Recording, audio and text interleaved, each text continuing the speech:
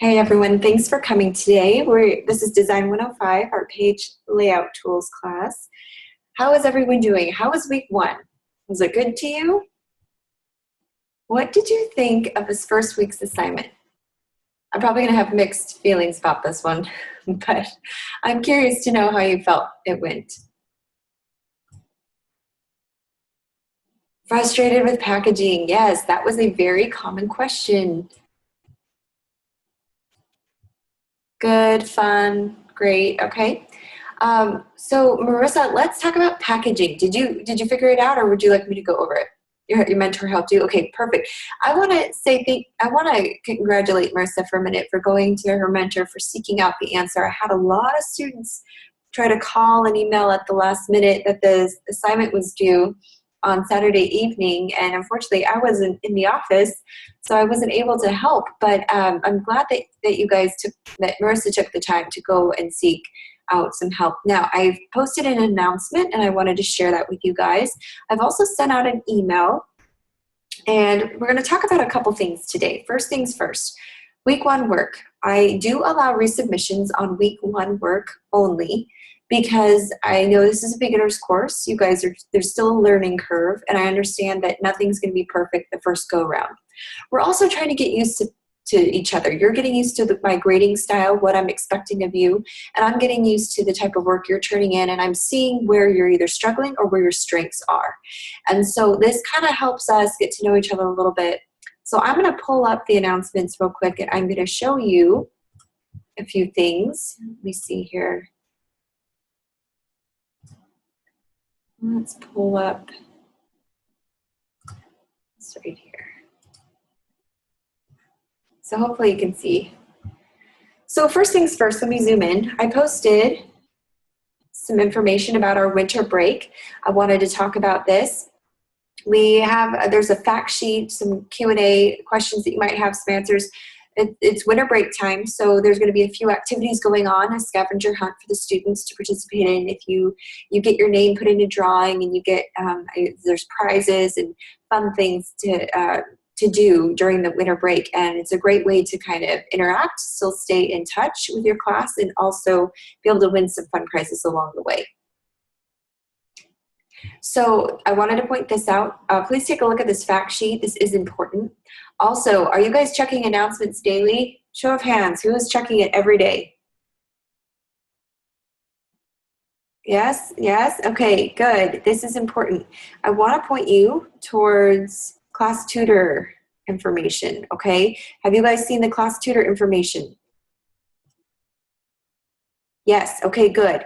Her name is Nadine Keeney. Her email is right here. Her week one flyer was posted, and she is available to help at any time. So I want you to please make sure that you go and see her. Now, I'm not sure how she works, that you might need to set an appointment. Just email her. Probably not someone you could go to last minute. Same with me. You won't be able to come to me last minute. However, if you plan ahead, you can go and she can kind of pre-grade your work if you have questions, if you like for packaging help. There's also an announcement here that was posted yesterday titled, I Need Help. I got this a lot over the weekend. I know that we're learning, but I want to point out some 3 helpful resources to use before you call or text me. I got a whole slew of phone calls, and while I welcome you guys to call me, I noticed there was a little trend. I'd get called before the lectures were watched, before the recordings were watched. A lot of things I explained in week one, knowing what you guys were going to be up against. And so a lot of students said, well, I watched it, but I didn't see that part. So that tells me that you didn't watch it all the way through, because we did it at the beginning of class on how to package. So go back and watch that. Now, if that's not helpful, sometimes the steps can be a little confusing. You need someone to step you through it. I get that. We also have Nadine, who's our class tutor. She's there to help. But if you're not able to set something up with her, there's another resource. Have any of you been to the Open Labs? Do you guys know where to find the Open Lab student success, or I'm sorry, the Open Labs? Yeah, Open Labs. Okay, good. So you are familiar with it.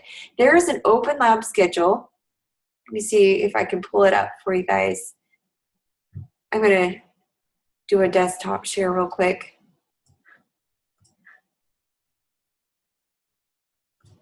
Do a new share. I'll do desktop. Here we go. See if my image will pull up. If you haven't seen this announcement yet, please check it out. Okay, so this is pop in for help and feedback. You don't have to be in these classes. You don't have to have these instructors to go and visit. Open Labs is not a structured lecture, okay? It's just for anyone in the graphic arts program who needs some help. It's basically another tutoring session. We're just hosting. So even though Sherry Hartz might not be your instructor on Wednesdays from 2 to 4 p.m., she is a tutor. So she's there and you can go ask her questions about our class, okay? These don't have to be your instructors. I get students all the time come in that they're not in my class, but I can help them with their questions. So just make sure that if you can't make because I've had some people say, well, I can't make your lecture or your open lab, and I tell them, well, go to these open labs. There's one every day. There's one in the morning, there's one in the afternoon, there's one at night, some well into the evening. So please if you can't make one at least one day a week, then maybe you are too busy. So please make time for this. This is important. This will greatly help your grade. You get some one-on-one feedback. It's not a structured lecture. So if you guys came to my last, I don't know, some of you came to my last Thursday lecture, there was no lesson. It was not recorded. It was just there to come in, work on your assignment. You didn't have to talk to me if you don't want to, but I'm there to help answer questions or work through things with you. So what's my point in all this? Make time for the open labs. This is for tutoring help, okay? This Thursday, we're gonna do something similar but different. I'm giving you all a chance to resubmit your week 1 work, okay? The deadline is this Saturday. Same deadline as your week 2 work, okay? The catch in your resubmissions, the one rule and stipulation I have that I'm attaching to your resubmission is you must show me your work before you turn it in, or if you can't and that's on Thursday, if you can't bring your assignment to the open lab and show me, then I will require you to go to the tutoring center, the Student Success Center, and talk to a tutor there and have them go over the feedback that I gave you and make sure you hit all your marks. Once you do that, they email me. You don't have to worry about emailing me. They'll send me a notification right away. So once I get that notification, and then I see your resubmission in the Dropbox, then I will go in and change your grade based on what you turned in. If you bring it on Thursday, here's the plus. If you bring it in on Thursday, you will have the opportunity to have me change your grade on the spot.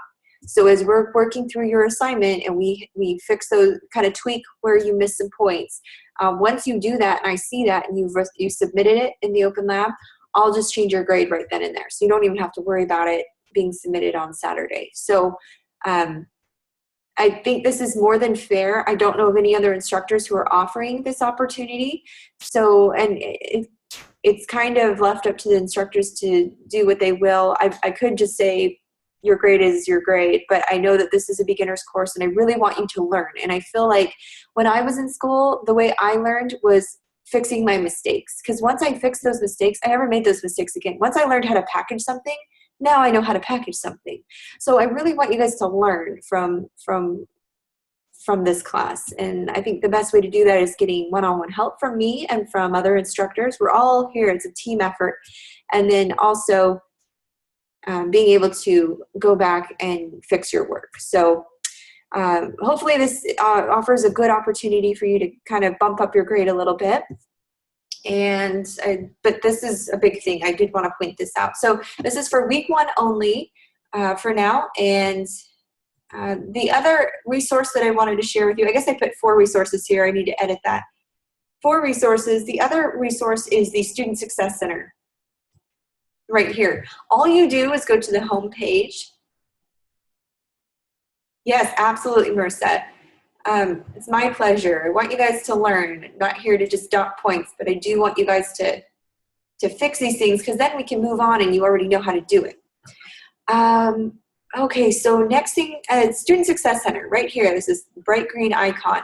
You click on this. This will take you to the Student Success Center. Now, you might have to follow some instructions or something might have to download on your computer, but once you do that, you can access all the tutors, and you don't need an appointment for this, and their hours are posted. So, and I believe they're even open on Saturdays. So when I get phone calls from students or texts from students who I know are put off their assignment to the last minute, I'll probably direct them to the Student Success Center, because they're open. You can go in, you can pull up your screen, share screen, all of that jazz, and they'll be able to help you more than I would, since I'm not in the office. It's a lot easier when they can see your computer, and I can't see really what's going on, and it's hard to do over the phone. So so with that said, please get familiar with it. Even if you're fine, you got a great grade, get familiar with it. It's a very important resource that you'll need throughout your education, throughout school. You will hit a point where you will need some help, and you want to be familiar with this, okay? So just pay attention to the announcements. I'm trying to post resources, helpful tips on how you can, if you can't reach me and I'm not available, then there's a million other options that you do have. And I just want you to be aware of that, so that you don't feel like it's a lost cause. Oh, Instructor Woodland, I couldn't get a hold of her. Well, I guess I'm not going to turn in my assignment, or I guess I'm just going to turn in half of it. I don't want you to feel like that. I want you to feel like everyone is here helping you. All these instructors are here helping students. I'm helping students that aren't even in my class or even taking my class. So we're all kind of a family here, and I want you guys to know that. So with that said, are there any questions?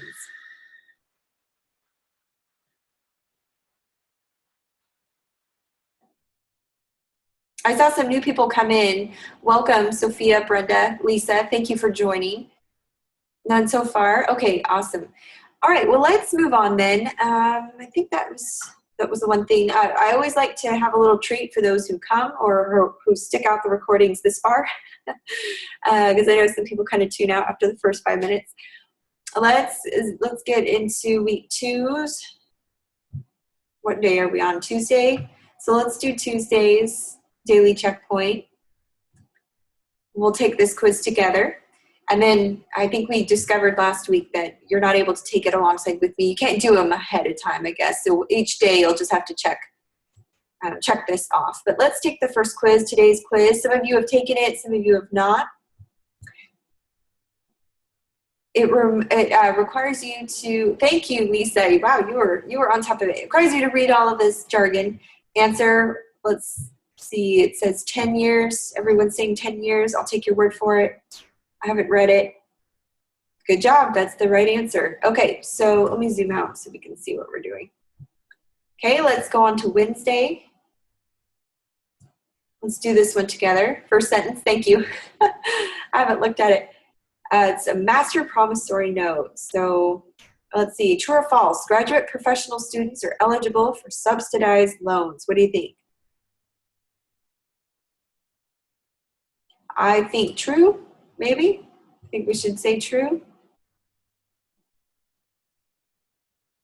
No, it's false. Okay, it's false.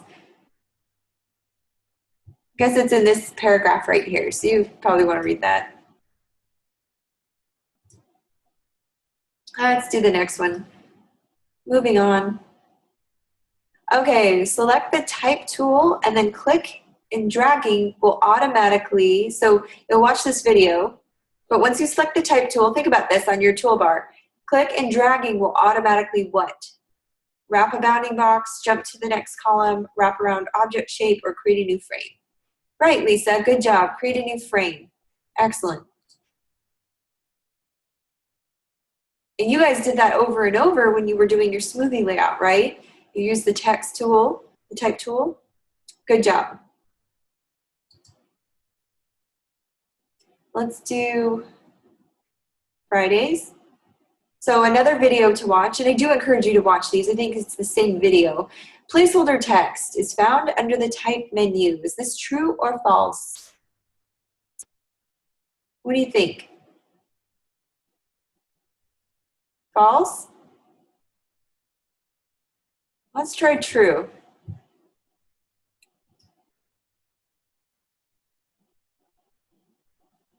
It's true. So under your type menu, up at the top of your InDesign, if you go to File, Type, and then at the very bottom, you scroll down, it says Fill with Placeholder Text. So it's under the type menu.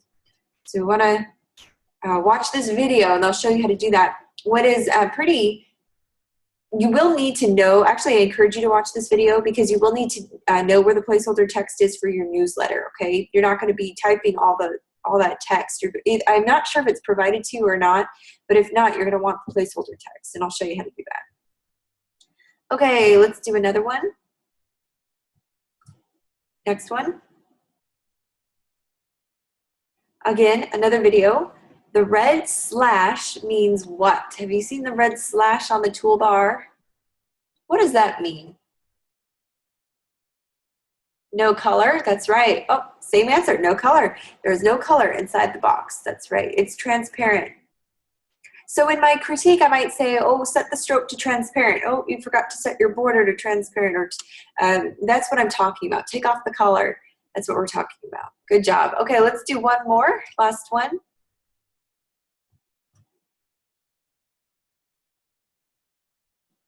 All right, visit the Career Services Division. I still want you guys to do this, so please be aware of it. When should you contact Career Services? Is it right before you graduate, right after you graduate? You don't, Career Services contacts you, or the earlier in your college career, the better. Early, yep, early. That's the right answer. I would think it's the right answer. Yep, that's the right answer.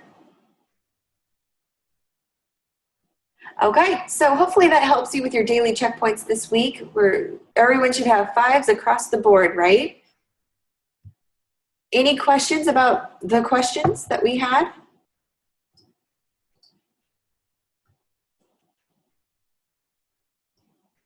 All right, so let's talk real quick. I wanted to talk about text.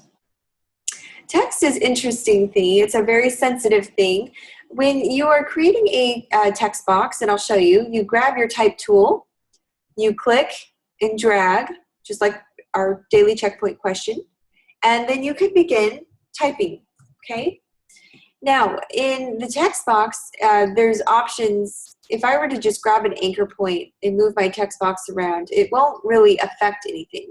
But if I start stretching it, and obviously it doesn't do it in PowerPoint, but if I were to just stretch the box, it sometimes can stretch the text. So we need to make sure that we size things up and down proportionately. When text looks like this, in this example here, we call this skewed text. And it just means that certain characters are skewed, okay? They get a negative or positive skew value, which stretches them or makes them taller. And so you have to be careful. I saw in some of the assignments that there was some skewed text because either the way that the text box was being resized or the way that you were working with the fonts, it kind of got skewed. So we need to learn how to fix that. Drop caps. You're going to need to know how to do a drop cap in the newsletter design. How many of you have looked at the newsletter, the assignment 2 that we've got going on? Anyone? Okay, good. I like to see yeses. That means good. Good. So you actually have an idea of what's required. One of the requirements in there is to create a drop cap. And so I'm going to show you today how to do that. It's a very simple 1-character drop cap. And those of you, it looks like Britta got started already, but those of you who have already started your assignments, you guys are well ahead of the game. This is kind of a labor-intensive week. You will have to do a cover for the newsletter as well as a 4-page CD insert. So again, unless you are completely a seasoned designer in InDesign, you will need to give yourself some time for this, okay? It cannot be put off to the last minute. These assignments are meant to take time. Scaling text. Okay, so you'll see a word that's typed out normally here on the top. And we call this just normal type. But when you scale something, if you increase its vertical scale, you make it taller. If you increase its horizontal scaling, you make it wider. You stretch it a little bit. And I'll show you an example of scaled text, okay? In fact, we're going to skip this stuff because we probably don't have time for it. We're going to talk about master pages. Another element that you're going to need to incorporate in your newsletter, if not this week, definitely next week, is to create master pages. You're also going to need to learn how let's see, you're going to need to learn how to do paragraph styles. We'll go over that. But I want to talk about master pages. So here are the instructions if you want to take a screenshot or just kind of flag it on the recording that this is where the master page description is. Here are some steps. So I'll step you through it verbally and then we'll go through it together. So you're going to select the Pages panel, click the window menu and click Pages, okay? And I'll show you a visual. Here is where you'll find your master pages. Does everyone have their InDesign up? Perfect. So it should look, you should find your Pages panel just like this, your Pages dialog box in number 1. If everyone can see that, you'll see a master. That's okay, Lisa. That's me every day. When I'm texting, I am the worst. Always having to, my autocorrect is even terrible. But in the Pages dialog box, you'll have to look for your master pages. What a master page is it basically says this is the home page for any changes you want to make, and that applies to the entire document, okay? So let me scroll this in. So a master is basically like a background that you can quickly apply to many pages. So if you want to put, say you want to put page numbers on every page, and you're working with 100 pages, well, you don't want to have to go through 100 pages at making several changes to it. So a master is where it's kind of like the hub. It's the one place where you can go to make a change that would apply to all the pages. So whether it's a page number, or you want to put a date on the page, or maybe have the same border around the page, or a graphic element, all of these things can quickly apply to all the pages in just a matter of seconds. Yeah, watermarks, those are definitely included. Objects on master pages, on all pages with the master applied.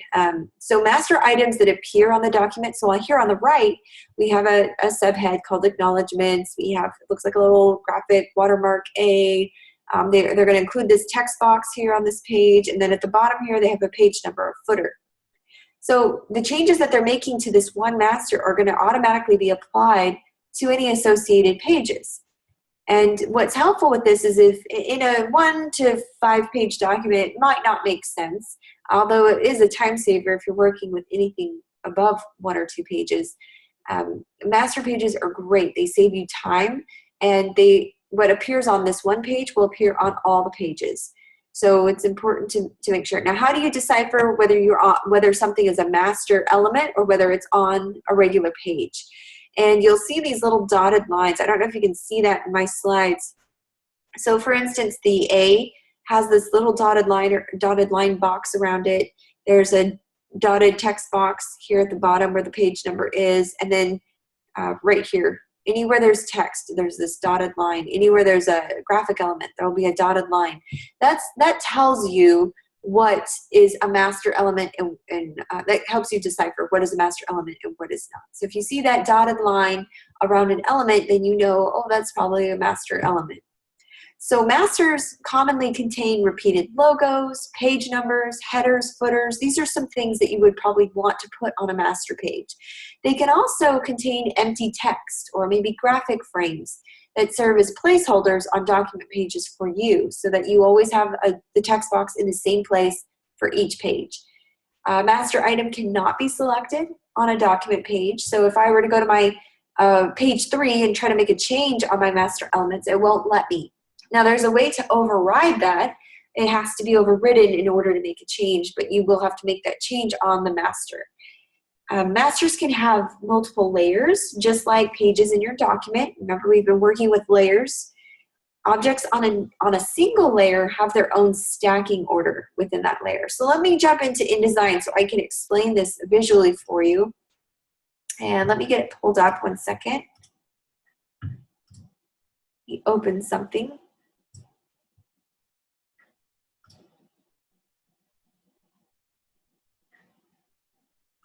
And we'll do a new share. Here we go. Do my box.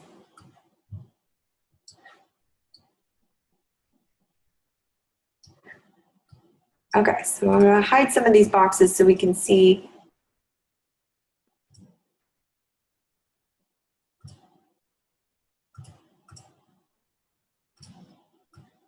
So I'm going to grab my pages box right here. So does everyone see their pages box?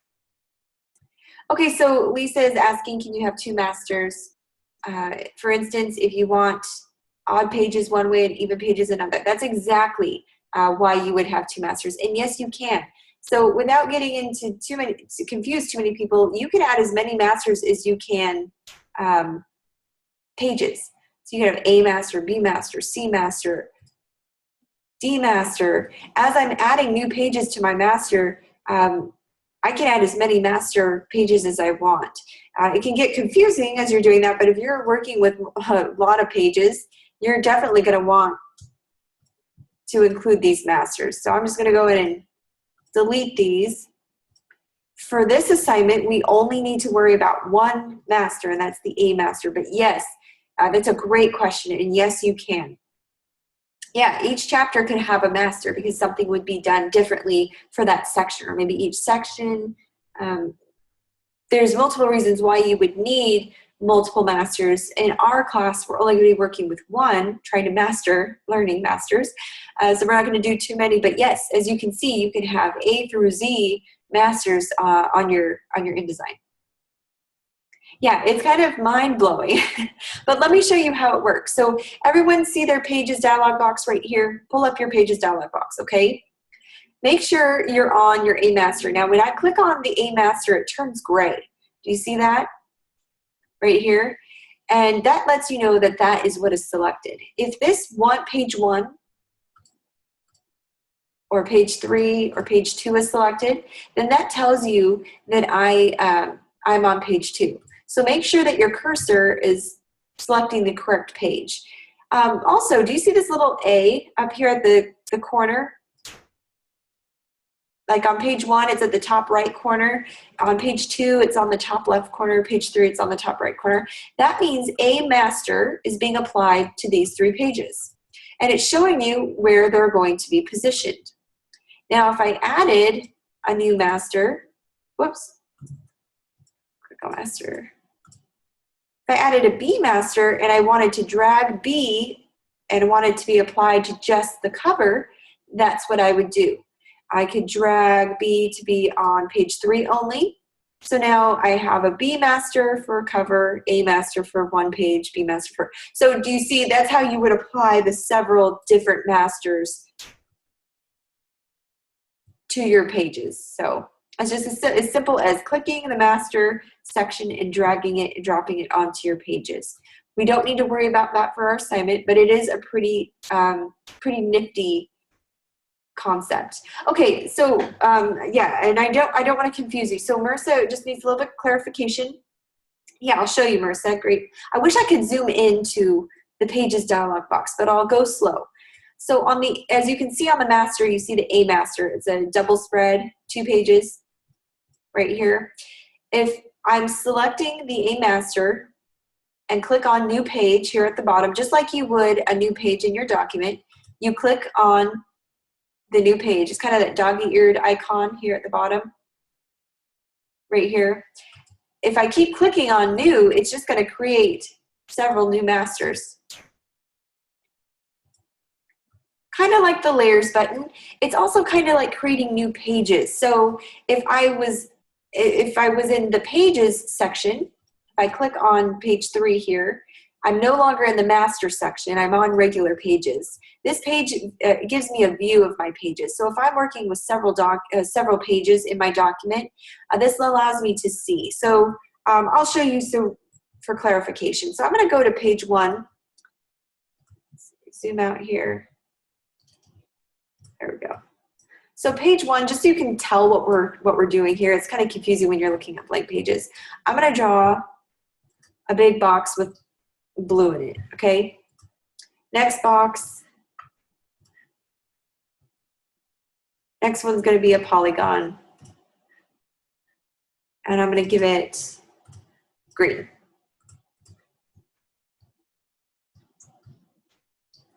Okay, next box. It's going to be a circle.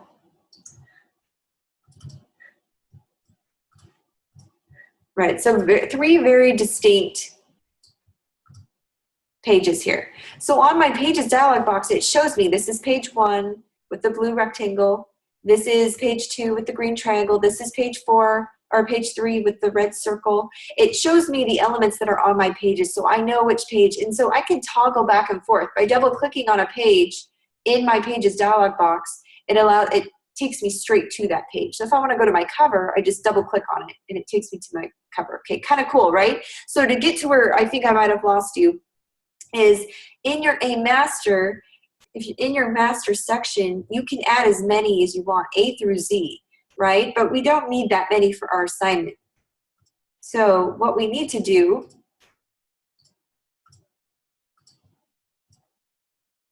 the purpose of masters is to be able to apply one change to as many pages as you want. I'm just deleting them. So for a master, I would double click on this page and say I wanted to have a headline at the top of each of my pages. So I would type in shape. Now, do you see that dotted line right there? That means that it is a master element. So you'll see that dotted line throughout all the pages that this is being applied to. I'm going to give this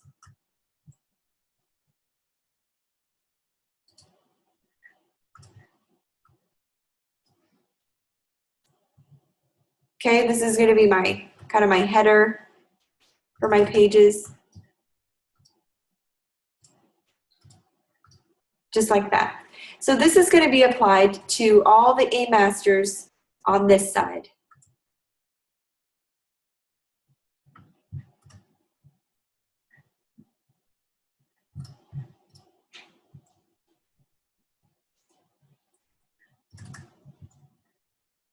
Sorry, I just realized I lost my third page. Whoops. Here we go.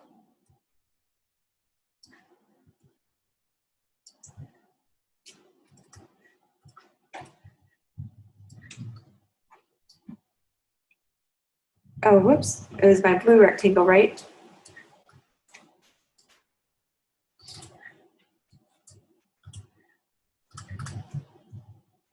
Okay, so now I've applied on my A master the word shape. I'm going to bring this box over to the right side.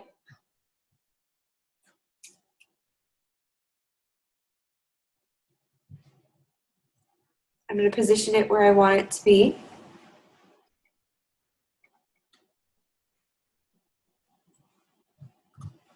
So now that I put this on my master, it will now be applied to all my pages. So if I double click on page 1, you'll see shape is applied. If I double click on 2, you see shape was applied automatically. So what's cool about the masters is whatever you're putting on that master page will automatically be applied to every page.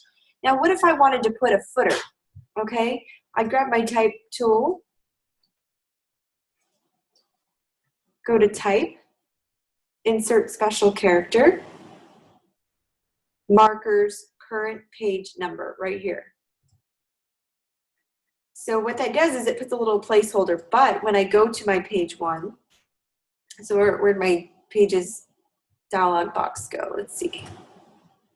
Pages. Now when I go to page 1, oh, I forgot to put it on the other side.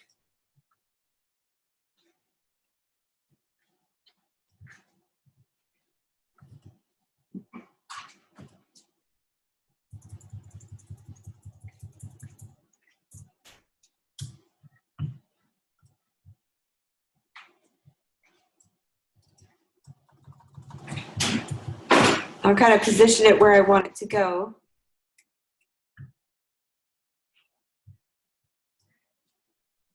Now when I click on page 1, there's an automatic page number there. When I go to page 2, there's page 2. When I go to page 3, there's page 3. So, and you can see that there are dotted line text box. That means it's a master element, even here on shape. Now I can't click on this page and move this box. You'll notice that this element is locked. It's a master element, so I'm not able to go and make changes on a regular page. I have to go to the master to make the change. However, if I want to override this and say I don't want it on my cover, but I want it on the other 100 pages, what you do is click on the page that you want to make the change to and right click, click apply, override all master items. So now it makes it a regular item and you can either delete it or move it. Okay? So for our exercise today, Marissa, does that help or is that still a little confusing? Is anyone, does this make sense to everyone? Okay. What I want to do today is practice adding a page number. I want to practice adding a footer onto our master page. So open up a new document, 8.5 by 11. This will be our newsletter page, okay? We want to get our footer laid out. So let's try applying a footer to our newsletter document. So what I want you to do is open your document, go to File, New, Document. You're going to want 4 pages, set up 4 pages. Deselect facing pages. I don't want this checked at all. And then make sure it's 8.5 by 11. Orientation is vertical. Columns, you're going to want 3 columns. And that's about it, I believe. So hit OK. So this is what your document should look like. Okay, 1, 2, 3, 4. And then you have your A master here. So this is where you're going to make the footer. Double clicking on your A master will take you to your master page. You click on your type tool, click and drag a text box, and I want it to lock in between those margins right there. Does everyone remember where I go to create my footer? Where do I go to insert a page number?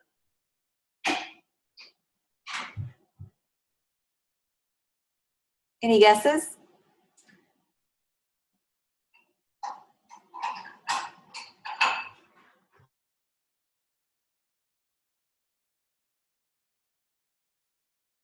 Okay, I would go to type, insert special character, some markers, current page number.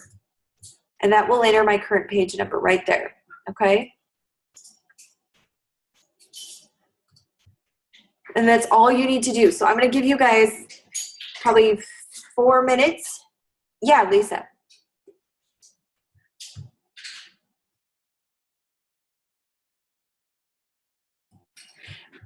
On my pages dialog box here, this is grayed out.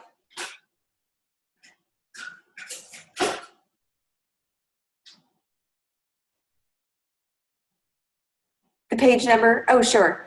Sure, yeah, I can show you. So you make sure you have your text box. Click and drag a text box with your cursor blinking. You'll go up to the top to type. Oh, I see, you can't see it. I see, okay, let me share my desktop.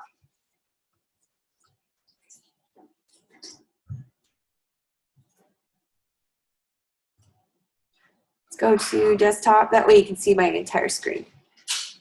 And my messy desktop. Okay, so once you have your cursor blinking in your text box, you're gonna go to type, all the way at the bottom, insert special character, markers, current page number, right here. And you'll see it enters in a letter A, okay? Don't worry about that. What you need to now to double check to make sure it worked, you go to page 1, double click page 1. Oh, look, there's a 1 there. If I go to page 3, there's a 3 there.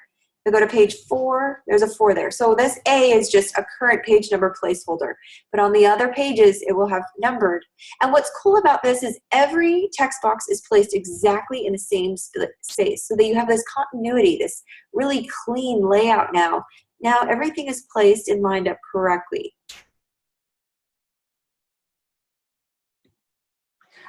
It should be, they should be numbers. So, what are you asking, June? I'm sorry, I'm not following. Does it matter if it's letters or numbers?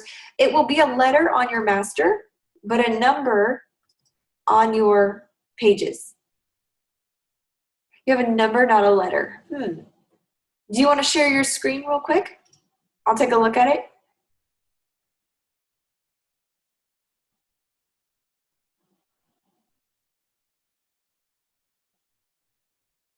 Okay, we'll take turns. Thank you for trying.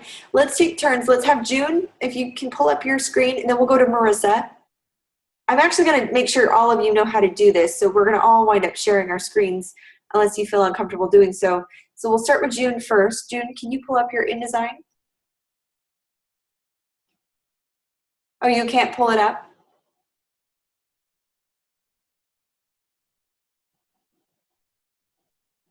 Okay, Marissa, do you want to try pulling yours up then? You're switching computers? Okay. Marissa, go ahead and pull your screen up. Click the share screen dialog box and we'll take a look at this. This is a little tricky. It's just 2 or 3 steps, but once you get it, you'll be able to remember it. Okay, so go to File at the top of your screen. Oh, I see the number. Okay, go ahead and highlight that number and delete it.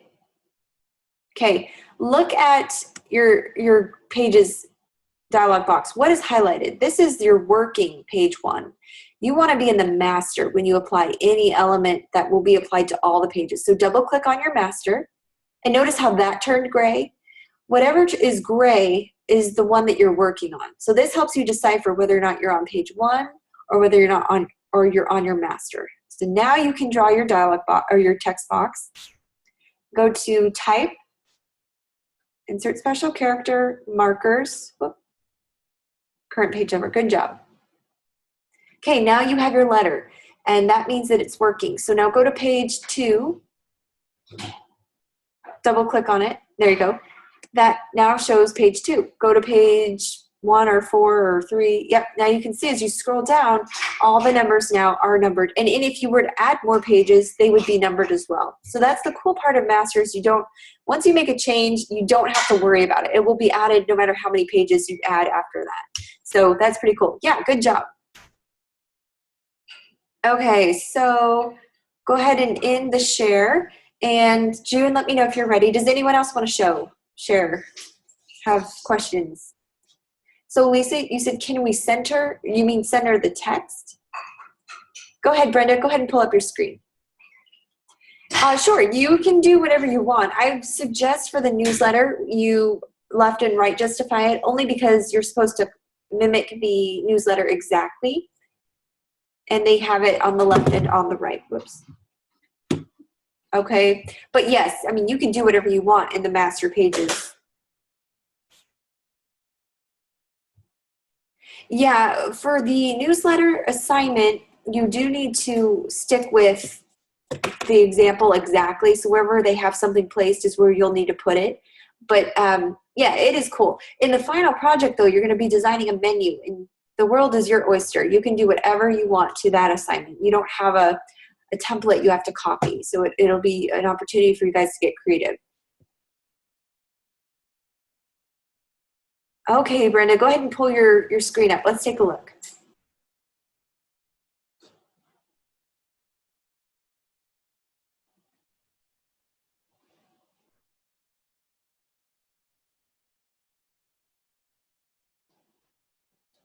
All right, so where is your pages dialog box? There we go. Okay, so we're on our master because it's the one that's gray. And it looks like you put in your placeholder text, or I'm sorry, your page number perfectly. Go to page 1. Let's double click on page 1. Okay, it's numbered correctly. Keep scrolling. Number 2. Very impressive. I'm impressed you were able to do that with just verbal steps. Usually I have to see something to get it. So good job. Very good job, Brenda. Good following. All right. So anyone else want to share?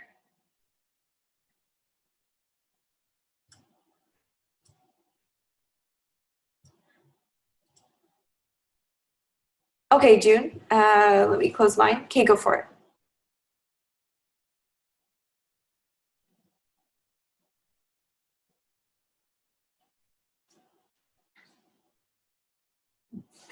Okay, I see page 1. Now, it shouldn't say page 1 on your master page. Can you delete that and try again?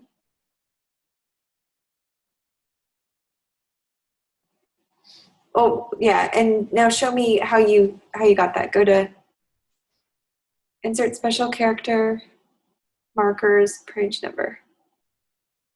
Oh, it's showing 1. How strange. Are you on page 1 or are you on the master? Can you double click on master? There we go. Okay, so it was entering page 1 because you were on page 1. To make sure we're on the master, so we want to double click on the page we want to make sure we're on. You want to see the way that you'll know if you did it right is if your page number has a dotted text box around it. If the text box is dotted line, then you know that that's a master element. If you don't have a text box that has that dotted line, then you'll know that it's not correct. It's kind of a way to double check yourself. Okay, there you go. So you've got your placeholder. Now go to page 1. Double click on page 1 for me. And it's there. Perfect. So, oh, delete that one. I think that one is your original. Go back to page 1. Grab your selection tool. And just delete that text box altogether.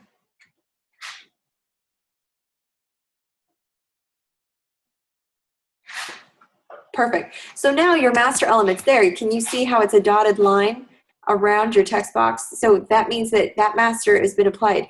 Now try to change that number on the regular pages. Can you grab it at all? No, you can't. It's stuck, right? So go over, say we want to make page 2, we want to just take it off altogether. We'd never want to do this, but say we wanted to make a change and we want to make it to just page 2. We want to leave all the pages the same. So right click on page 2 on your pages dialog box, right click. Go to override all master pages. So what that does is it overrides any master element that's on this particular page. So for instance, it's only our footer. So now try to move the footer. Now you can move it and change it, right? Even if you were to delete it, all the other pages would stay the same except page 2. So delete that box for me. Okay. Oh no, we accidentally deleted something and we need to put it back. Okay, all the other pages, scroll up and down to the other pages. All the other pages have page 1, page 3. They're all numbered except page 2. What do? Go back to your pages 2 dialog box. I'm sorry, the pages dialog box on page 2. Now grab your A master. You're going to click and drag your A master. So click it. I'm sorry, the actual page, and drag it to page 2. Look at that. It just showed up, right? So if you ever want to apply, and this is an easy way to apply to answer, I think it was it June's question? If you ever wanted to have multiple masters like A, B, C, and D, you can click and drag which masters you want applied to which pages. That's kind of an easy way to make those changes. But this is a cool way. So if you ever wanted to make a change to your page and you wanted to just be on one page, you can override the master. And then if you want to, if it was an accident, you can just click and drag the master to the page you want to apply to. So kind of fun, kind of nifty. I know it's a little complicated to kind of wrap our minds around, but if you practice with it like we're doing now, it will get a little easier for you. Very good job. Thank you so much for letting me use you as an example. Good job following directions. Anyone else want to try? Hey, Amy, thanks for coming. We're just going over master pages right now. Okay, so I'm going to pull up our assignment 2. How do you right click on a Mac? Okay, so if you have a mouse, there should still be 2 points, a left click and a right click. Click on the far right side of it doesn't allow you, are you on a laptop?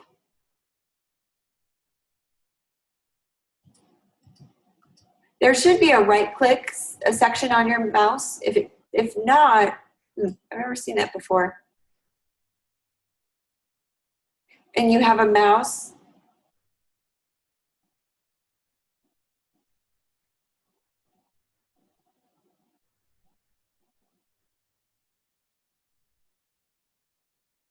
Oh, okay. Got it. Yeah, maybe system preferences. Yes, I use the 2-finger click system. So if you right click on something,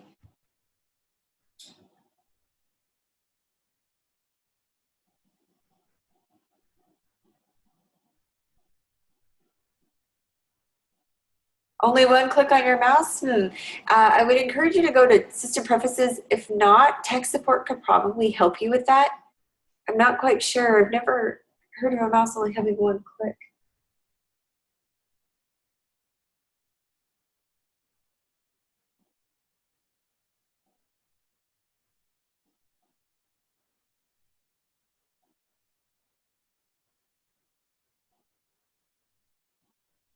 That's weird. Yeah, because I have a Mac too, and I'm able to right click. So I wonder if it's under preferences or the way your settings are set up.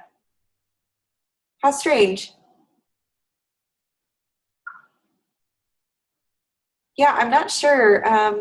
I'd probably talk to tech support. They might be able to, maybe it's just the mouse you have, perhaps.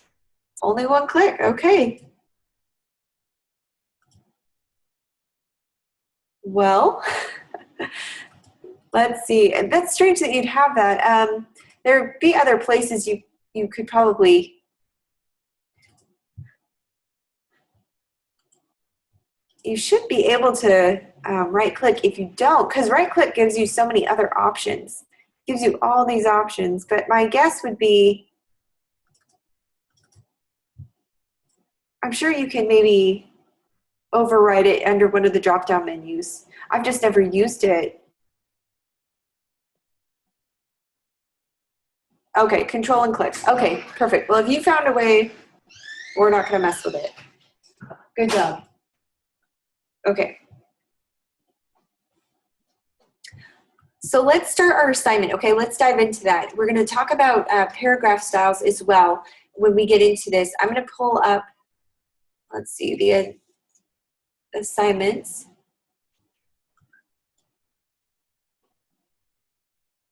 So if everyone can get their, I think you have to download a package. So everyone pull up your assignment to the newsletter design.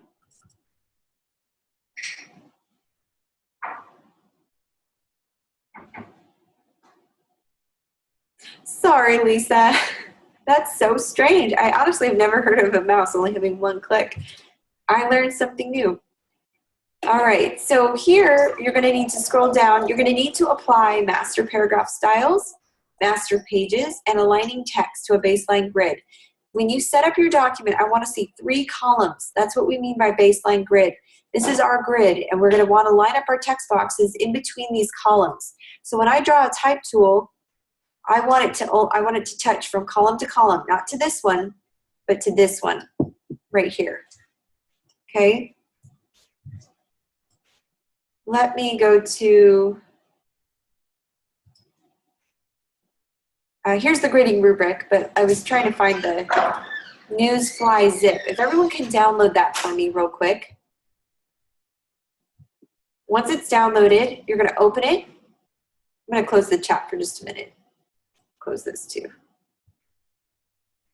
You're gonna see a file. Lots of different pictures. Let me change the view. Oops. You're gonna see pictures that you're gonna have to incorporate. This is what you're copying, okay? I believe you're only doing the cover only this week, but you need to have 4 pages. That's in the grading criteria. 4 pages, 3 columns set up. So we're going to download this. So I'm gonna pull this into my InDesign. You can do file place, or you can drag and drop it. We're gonna set it up very much the same way that we did in the smoothie assignment, where we did layers. So we're going to Window, Layers. And in this case, I create 2. Layer 1 is going to be my example. Layer 2 will be my text. Layer 3 will be my photos. Okay? Now, I've placed the example on the master, all right? I'm going to do this so it will appear, actually, I don't want to do this on the master, so I'm going to delete this off the master. I'm just going to go to page 1 because that's the only page that we are designing. So page 1 is here. I can see my footer underneath, so that's good. All right, and I want to make sure that I'm on this layer. I want to make sure I'm on my example layer, right like this. And I'm going to make room for the chat box, so give me 1 second. Okay, here we go. All right, so I've got my 3 layers set up much the same way that we did in assignment 1. Now, if I'm going too fast, please let me know. On my layer, I'm going to minimize this quite a bit. I want to see it, but I don't want it to be a big layer. a big bold layer. I want to be able to see my work. So I'm going to adjust the transparency right here. You can do that. Scroll up or down, whatever is good and comfortable for you. My fear is that if you do it too dark and you type over it, you think that, oh, my work looks great. And then when you hide the layer, you realize, oh, I was way off, or I'm missing a lot of elements. Sometimes some students had the opacity up too high that they thought they had already done the logo and the banner and placed certain pictures that wasn't really there. So we don't want to confuse ourselves. So we want to keep it fairly light, just like this, just barely enough that you can see it. Now lock your layer so you can no longer grab it and move it. Remember, to unlock it, you will just click the lock key here under the layers section. Now, at the end of your assignment, I had some students forget to hide their layer. If I put that on the commentary, please make sure you hide the layer before you package your file, okay? The layer is still there, but I don't want to see it. I want to see your work. So we're going to have that there. Now we just need to place, let me pull up the folder, close out of this PowerPoint so you can see what I'm doing. We need to place the logo. This is pretty simple in terms of placement. Let's get our photos logo. I'm going to find the logo here, the AI file. You could also go to File, Place, and then find your file, but I like just having it open. So here's the logo. Now I notice they have the month, year here at the top of my logo, so I'm going to add that in. Don't forget to do that. Grab the Type tool, click and drag.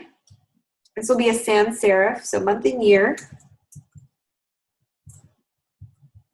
December 2015. I'm going to grab a font that matches Sky News. I'm just going to do a Helvetica. Helvetica regular. And I'm going to do white because black is too dark.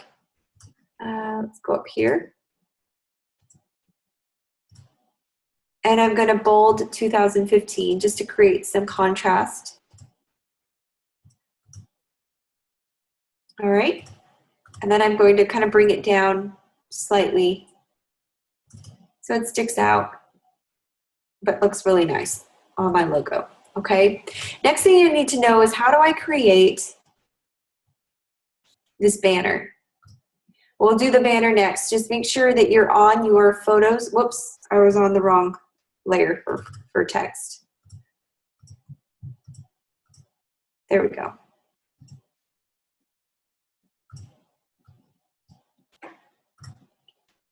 All right, so this is how we're gonna tackle this. Now, if we're doing large bodies of text, they don't give you any text, so, oh, maybe they do. Let me see what this is.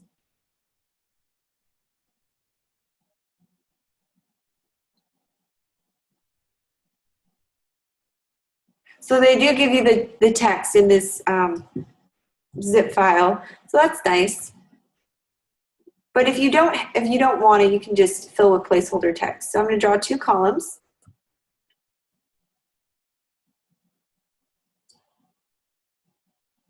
I'm on my text layer. I'm trying to line them up as best as I can. And paste.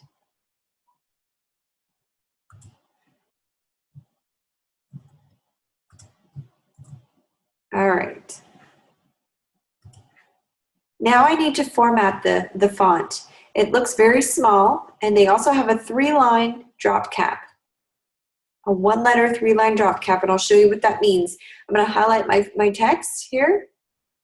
I'm going to go to my font, bring it down quite a bit.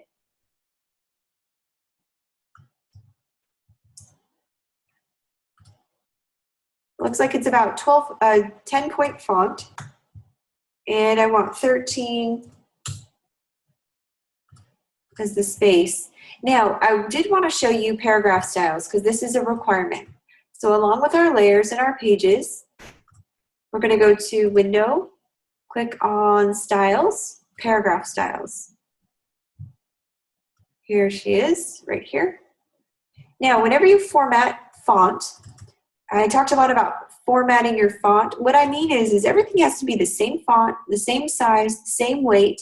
In this case, okay, Marissa, you're welcome to ask any questions if you'd like to. Does anyone have any questions? First of all, let me just stop here. If you need me to go back, I'd be happy to do it.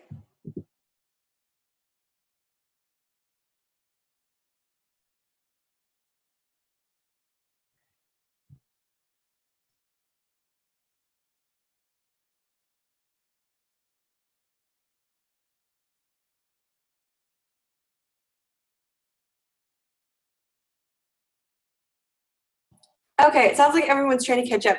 Let me slow down. Where are you guys at?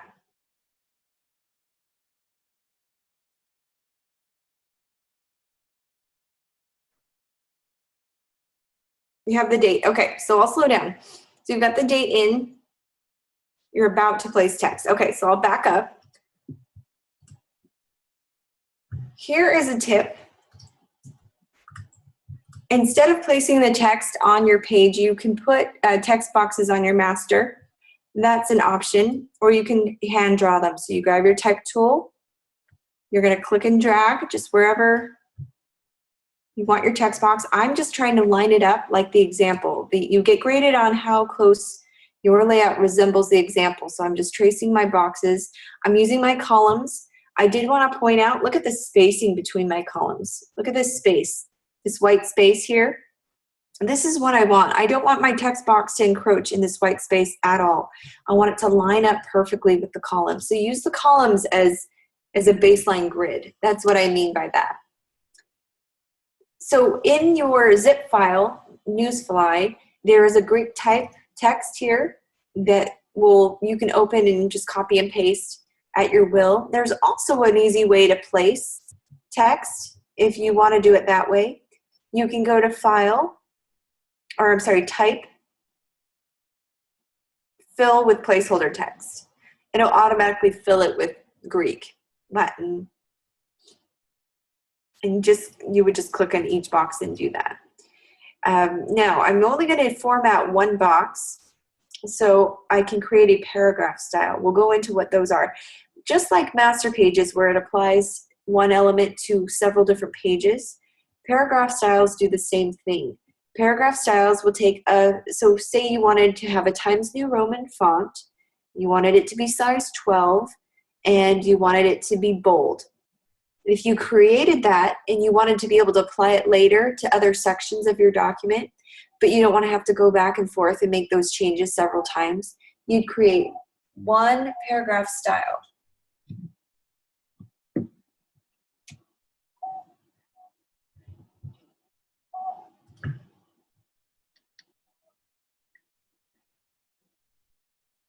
And it would apply to other sections. So I'll show you for example. So I'll do this first column of text while you guys are about to place your text. I'll highlight it. I'm going to give it a 10-point font. I fill it with more. And I'm going to make sure it says Times New Roman regular. Actually, I liked the Minion Pro. We'll go back. There we go, Minion Pro. So I want Minion Pro size 10 font, and I want it this spacing. So by doing that, I go to my paragraph styles, and the way that you get this box, if you don't see this box up, you go to Window, Styles, and make sure Paragraph Styles is selected. If it is, you'll see this dialog box pop up. Is everyone caught up with me, or do you want me to hold back?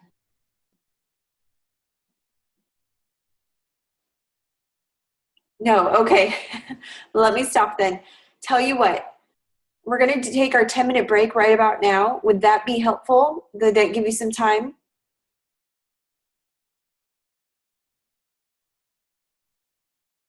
Go over it again? Sure, absolutely. What would you like me to go over, Lisa?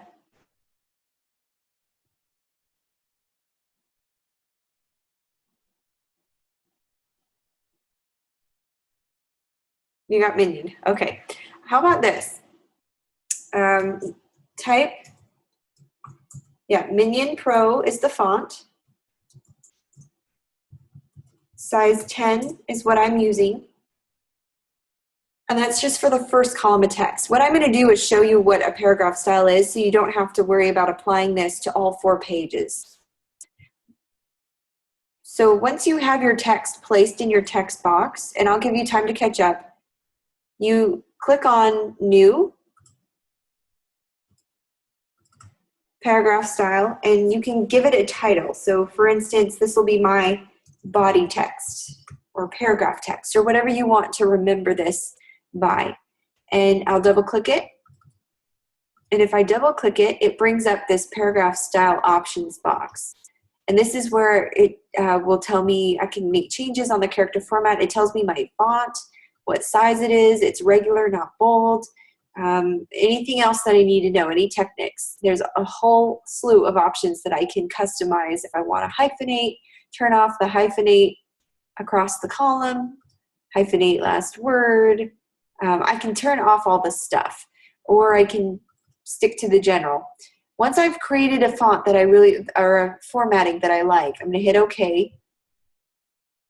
And now I'm going to go in and I'm going to place, type, fill with placeholder text. Now I'm going to click on my body text and it will automatically format it for me because I already saved it as a paragraph style. Okay, I will stop there. And I'm open for questions, or if you want to share your screen and I can step you through.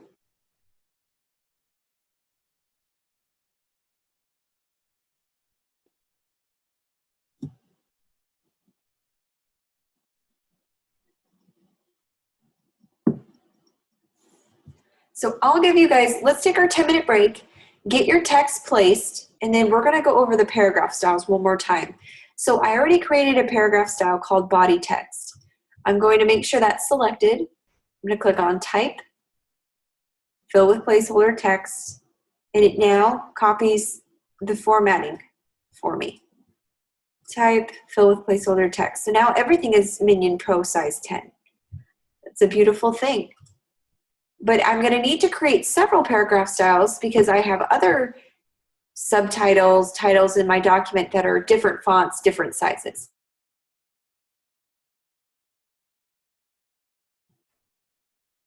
No, June, that's a good question. I had a lot of students ask that. I'm not a stickler for if the words match up exactly as far as what words are in your text box. I just want to make sure, do you have the spacing consistent? Is everything lining up properly? Do you have a drop cap? Those kind of things. Good question.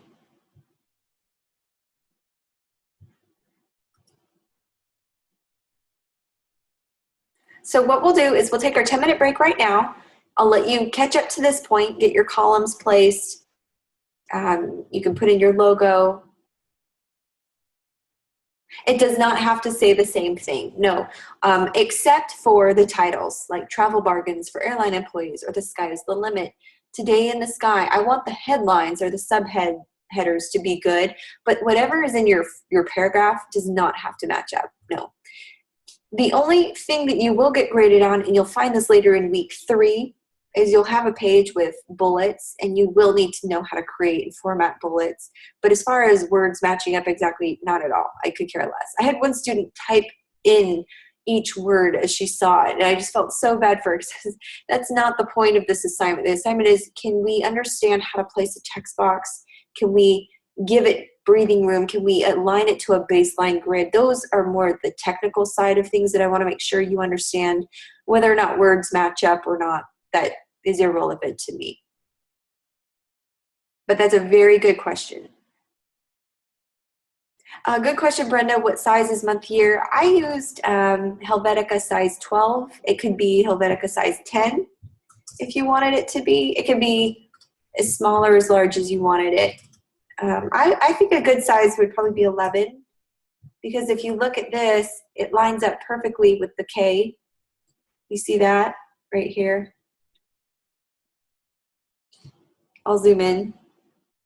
If I grab my ruler, I'm going to look up, alignment is a huge thing in design. So you want everything to line up. And a really nifty trick is you can grab this ruler here on this box, on the side here, and click and drag, and this will help you line things up. So if you want your December to line up with the S, you can do that.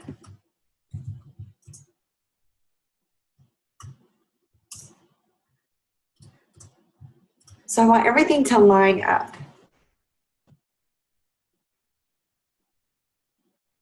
Okay, everyone calming down a little bit. Sorry. If I ever go too fast, please slow me down. There's just so much information that we have to cover in such a short amount of time that it's hard for me to go slow. I wish I could spend, really, truth be told, you could spend months on just one tool or one concept. So it is hard to kind of keep it in a condensed version. Okay, any other questions?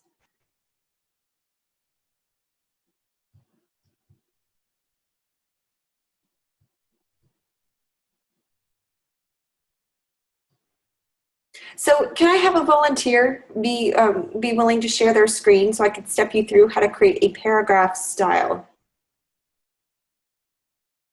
Any brave soul want to volunteer? Trust me, volunteers learn better. They learn faster. Okay, Brenda, Brenda, will you please pull up your screen for me? I'll stop the share. We're going to use Brenda's screen, and then we'll move on to Lisa. Thank you, guys, for participating. I do appreciate it. Okay, great job on your date and logo placement. Excellent. All right, so if you would draw a text box for me, 3 text boxes in your 3 columns, that would be helpful. You're on your text layer. Good job. And watch how beautifully she does this. And she's staying very consistent by keeping that text box within that column. Very good job, not going over that. Okay. Now, if you will, oh, I see what you're doing. Thank you. Perfect. All right, with your or your type cursor blinking, you want to make sure it's blinking in there. Go to fill or type at the top of your menu. Fill with placeholder text. Now, you can skip this step and just copy the Greek that they give you in the zip file. That's fine too. I'm just showing you where this is in case you need it. It's nice to know. Okay, fill with placeholder text. Okay, so now it just puts in a bunch of Greek words. They don't have to match. That's fine. Now we need to create a paragraph style because that's what you're going to be graded on. So if you go to your window, and the neat thing about your window drop-down menu is it's kind of like your toolbox. It's extra tools and formatting tools that you'll be using. So if you ever need to see something, you'll go there first. Paragraph styles, perfect. Now click on New, the dog-eared page thing there. Yep, create new style. Double click on it. We're going to give it a name, just like we name our layers. We're going to name these styles so we know which one's which. Type in paragraph text or body text or whatever helps you remember what this is. This is going to be our first paragraph style we create. You're probably going to have 3 or 4.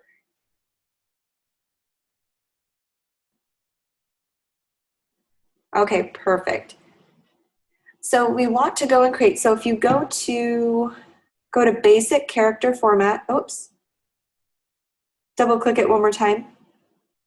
Go to basic character formats, the one right underneath it. Now this allows us to set our font what we want it to be. So I'm suggesting Minion Pro is a good font to use for the body.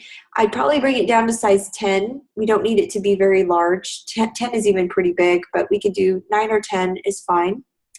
And then if you go to, that might be all we need to do. Hit OK. So now this paragraph style is formatted for your paragraphs. So now you can see, because you made the font smaller, it didn't fill up your text box. It's a very simple fix. Just go back up to type, fill with placeholder text, and it will fill it in for you, okay? It fills in the rest of your box. That's what I want to see. I don't want to see any big white gaps. I want you to fill the text box with text. Okay, so now I want you to draw a text box for me in the middle column.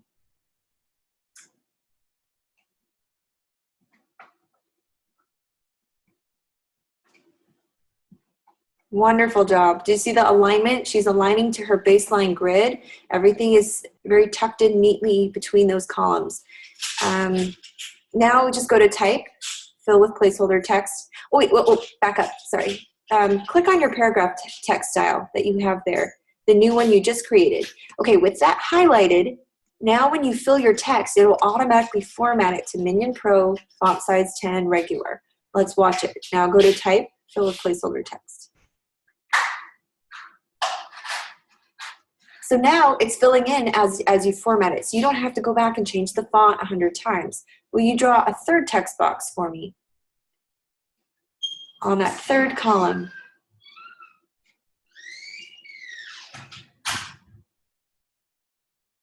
And I love how you're lining it up right where it starts and right where it ends. That's perfect. Yep, make sure it's highlighted. Very good. Go to type, fill with placeholder text. Beautiful. So she not only has her text boxes aligned perfectly, but she's filled them in and they're consistently formatted. And she used a very quick step by creating one paragraph text that she's going to apply basically to the next 4 pages. Week 3, you're going to create pages 2, 3, and 4. And so this is going to be very helpful. It's going to be a time saver, so you don't have to go back a million times changing font. Does that make sense, Brenda? It seems like you got it. You had it on the first go round. Excellent job. Okay, so I'm going to stop this real quick. Let's do Lisa. Lisa, will you pull up your screen? Let me stop my share. Great job, Brenda.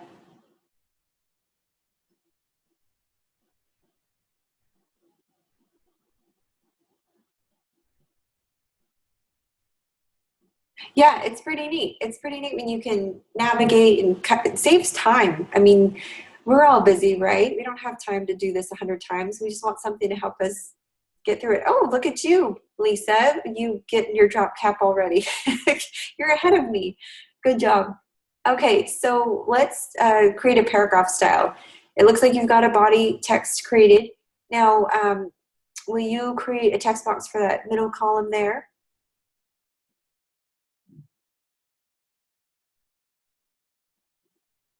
Good job. Yeah, you want it to just end where it begin and end where the example does. So click on body text. Is that a paragraph style that you created?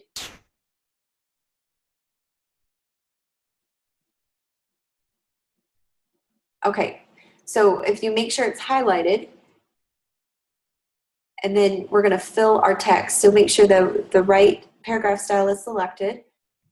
Go at the top of your screen to type, fill with placeholder text. There you go. Oh, looks like your body text had a drop cap in it. So it's either an easy fix. You can either highlight your drop cap and change it, or you can go change it in your body text. Create a new one, or you can adjust the old one, whatever you want to do.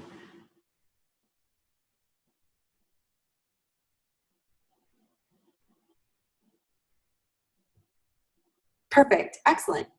Good job. So you'll do that a third time for your column. Just draw a third text box, which you already have, it appears. Good. Go ahead and put text in there. Make sure your paragraph style is selected, the one that you want to use.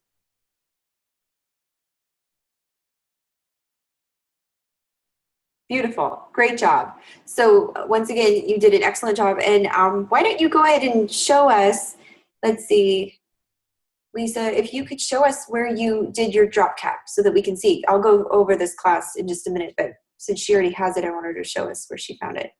Can you drag your options box over to the right just a little bit? There we go. Now we can see it.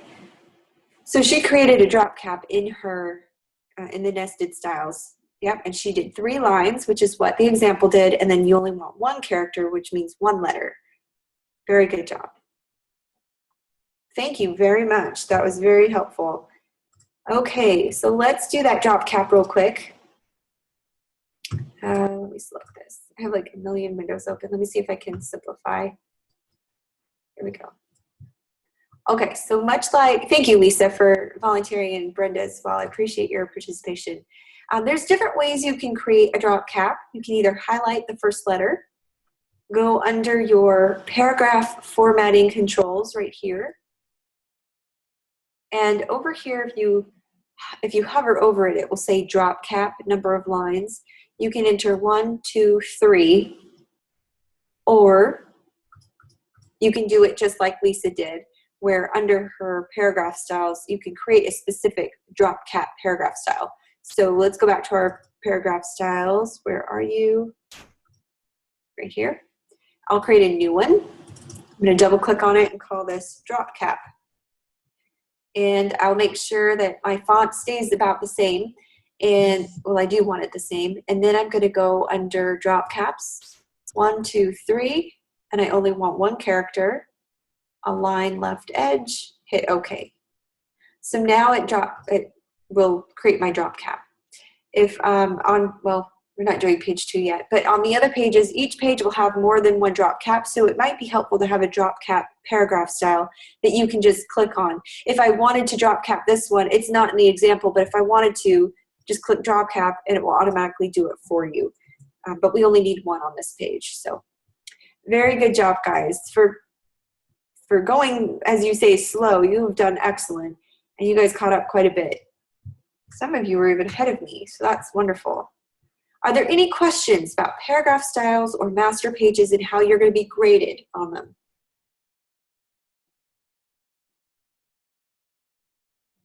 Do you guys feel comfortable with this concept? If not, we can go over it again. We can go over this 100 times if you need a little bit more explanation.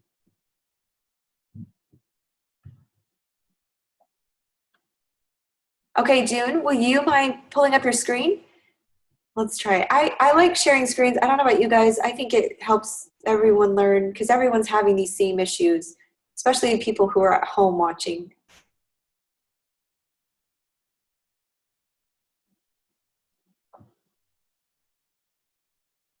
June, are you able to share your screen at all?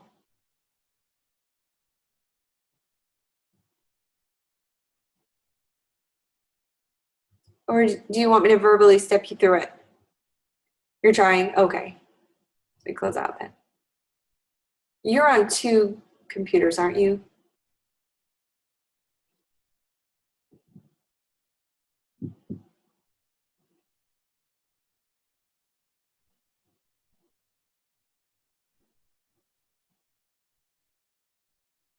So you're here twice. Oh, I do see that. Okay. Oh, good for you. Awesome. Okay, there it is. Good job. Can you zoom out just a little bit for me so I can see the big picture? There we go. Perfect. Okay, it looks like everything is formatted correctly. Now, did you use a paragraph style to do that?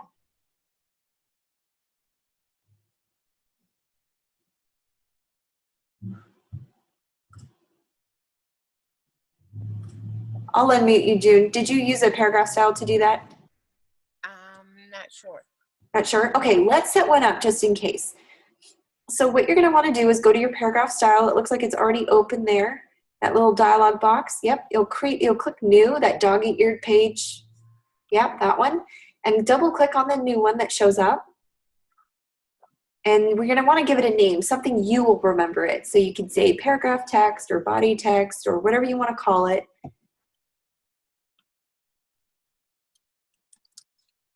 Perfect. Okay, now we're gonna go underneath to basic character formats, just the one below general on the far left column. Menu and Pro size 10, perfect. This is all the formatting we need. Okay, hit OK. So now if you were to create a new text box, it would create the text for you. So let's create a drop cap. Let's do a drop cap paragraph style. So step me through this one. How do you create a new one? Should I delete what I have? Oh, I'll mute you. We're getting some reverb with your 2 sign-ins. Sorry. No, don't delete what you have. We're going to create a new one. So go ahead and create a new paragraph style. Exactly. Clicking the new. Double click. We're going to give it a name. Let's call this one drop cap because we want to be able to identify it easily. Go to character formats. Make sure it's the same font that you're using in the previous one. So Minion size 10 looks good. Now go all the way down, kind of to the bottom, drop caps and nested styles. Click on that. You want 3 lines, okay? Because that's about how many lines it takes up on the example, and 1 character. Good job. Align left page, hit OK. Everything looks good there. Oh, whoops, undo. Hit Command Z or Control Z. There you go. Do me a favor and highlight your first letter of your sentence there. There we go. Now go to your paragraph style. Now create drop cap, because what we did was we said all the paragraphs within this text box are going to have the drop cap. We didn't want that, so I told you wrong. Go ahead and give it a name, drop cap. We're going to do it again. Now, whenever you apply this paragraph style, you're only going to want to highlight the first letter, whatever you want to drop cap, not the entire box. Okay, so hit OK. What is it doing?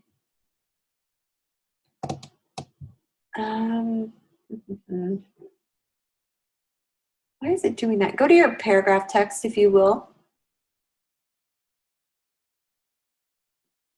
Okay, hit OK. Let's try it again.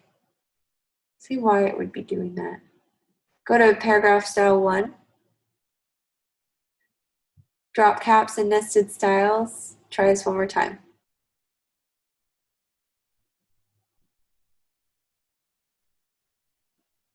Hit OK. So strange. Why would it do that? Okay, undo. Let's do it a different way. I'm going to have to troubleshoot with you later. Can you go to your character formatting controls? Do you know where that is?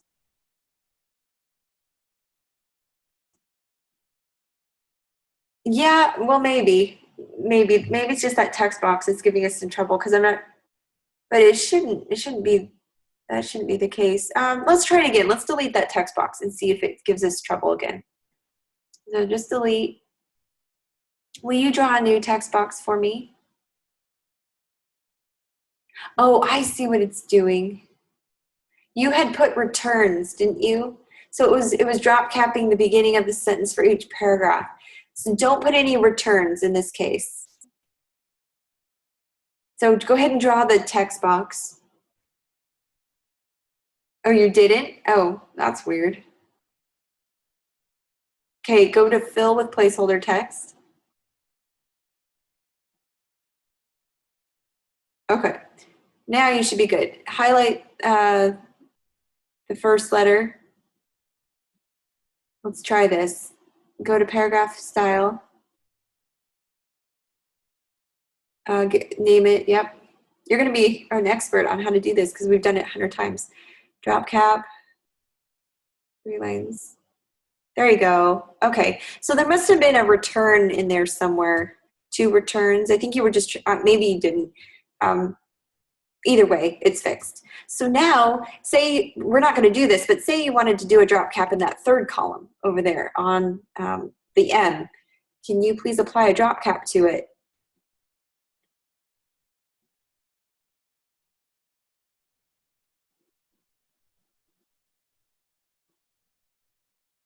There you go. Click once. There you go. So now in your future layouts, or when you do week 3's work, pages 2, 3, and 4, you're going to need to apply multiple drop caps on these pages. This one's already set up for you. So go ahead and save your work, everyone. Good job. You can undo that, that M, that 3rd one, and you can leave the first one. Control Z or Command Z, whichever, perfect. Okay, so now you have paragraph text style and a drop cap paragraph style. So you are all set up for future layouts. Good job, June. Good work. I'm glad we figured that out. That was so strange. Okay, should we take our 10-minute break or should we just continue working through? What do you guys want to do? Go, go, go. Okay, I'm with you. We don't have much time. I guess you could take a break if you wanted to, but I do want to cover a little bit more. Okay, so we'll stop share here. Screen share does take more time out of the lecture, but I feel like everyone kind of learns a little bit more. I don't know, maybe that's just me. So let's move on. Now we need to place, let me get my folder up. Where did it go?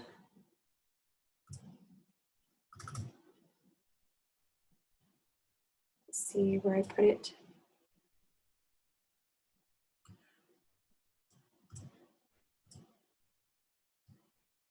Oh, there it is. It's hiding. Okay.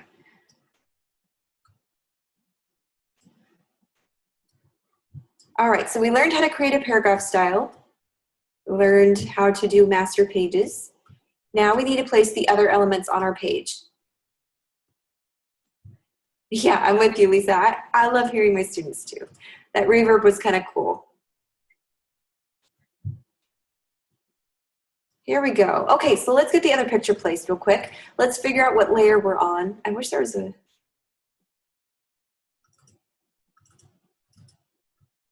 we go. I want to kind of hide these real quick. I don't want to see everything. Okay, I'm going to go to my layers. Where's layers? If you ever can't find something, remember window is where it's all hiding. It's all alphabetical order. Layers. I'm going to move these over so we don't get confused. I'm going to make sure I'm on my photos layer, okay? Let's place our photos.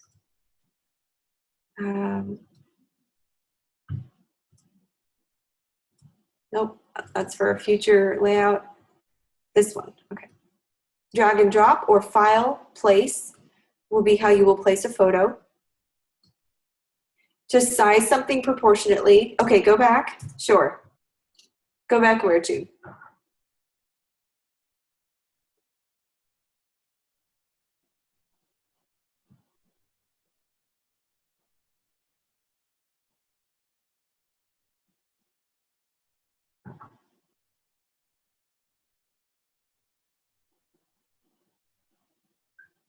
Okay, go back to the picture. So I'm going to drag and drop. I'm placing it into my InDesign document. I'm going to line it up as best I can. I'm going to hold down Shift or an Alt Option. Whoops, I'm sorry, Shift and Command to resize. And we're just going to resize it right about where my column is. Right here. I'm going to place the other photo. Drag and drop. I'm going to go down here. Hold down Shift and Command. And I'm going to lock it into place.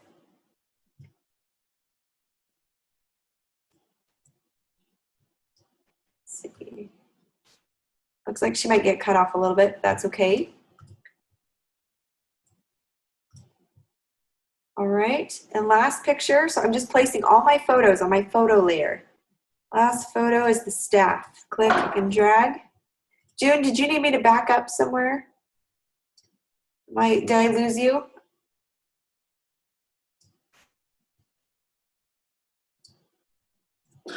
Here we go. Now here's a neat trick. Sometimes I get kind of confused with all of these grid lines and these text boxes. Sometimes I just want a clean view and preview what I'm doing. If you hit W on your keyboard, you can see what I will see or what you'll see when you create a PDF. It takes away all the text box lines, all the grids, the alignment, everything, and it kind of shows you where everything is placed. And it kind of gives you a clean view of things. All right, so I've got my photos in one place. Now I'm going to move on to my text. Here's where I'm going to go. Type tool.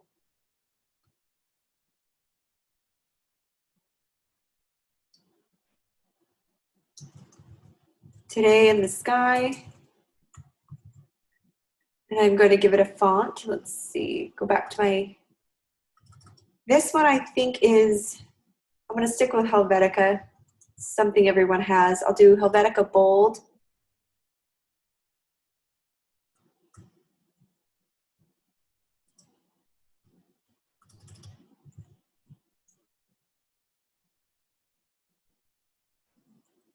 And as long as it's roughly about the same size, that's okay. That looks about right as far as width is concerned. If you want to adjust the scaling, remember we talked about skewing text and scaling text. If you open up your character formatting controls, much like your paragraph formatting controls, the same place under styles, character styles, or I'm sorry, I apologize. It's under type and tables, character. You see that? Type and tables, character. And I'm going to try, because the example is a lot more vertical than the text I have here. My text is a little stubby and short, so I want it to be a little elongated a little bit. So I'm going to highlight it, and if I hover over this, the vertical scale is what I want to adjust. So I'm going to increase the vertical scale. And notice how my letters are getting taller.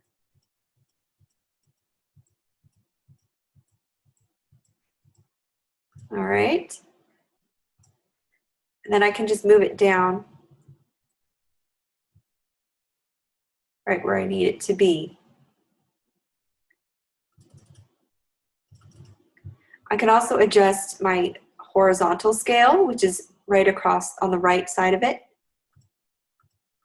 if I wanted to, but that's not necessary. I'm just gonna keep it at 100.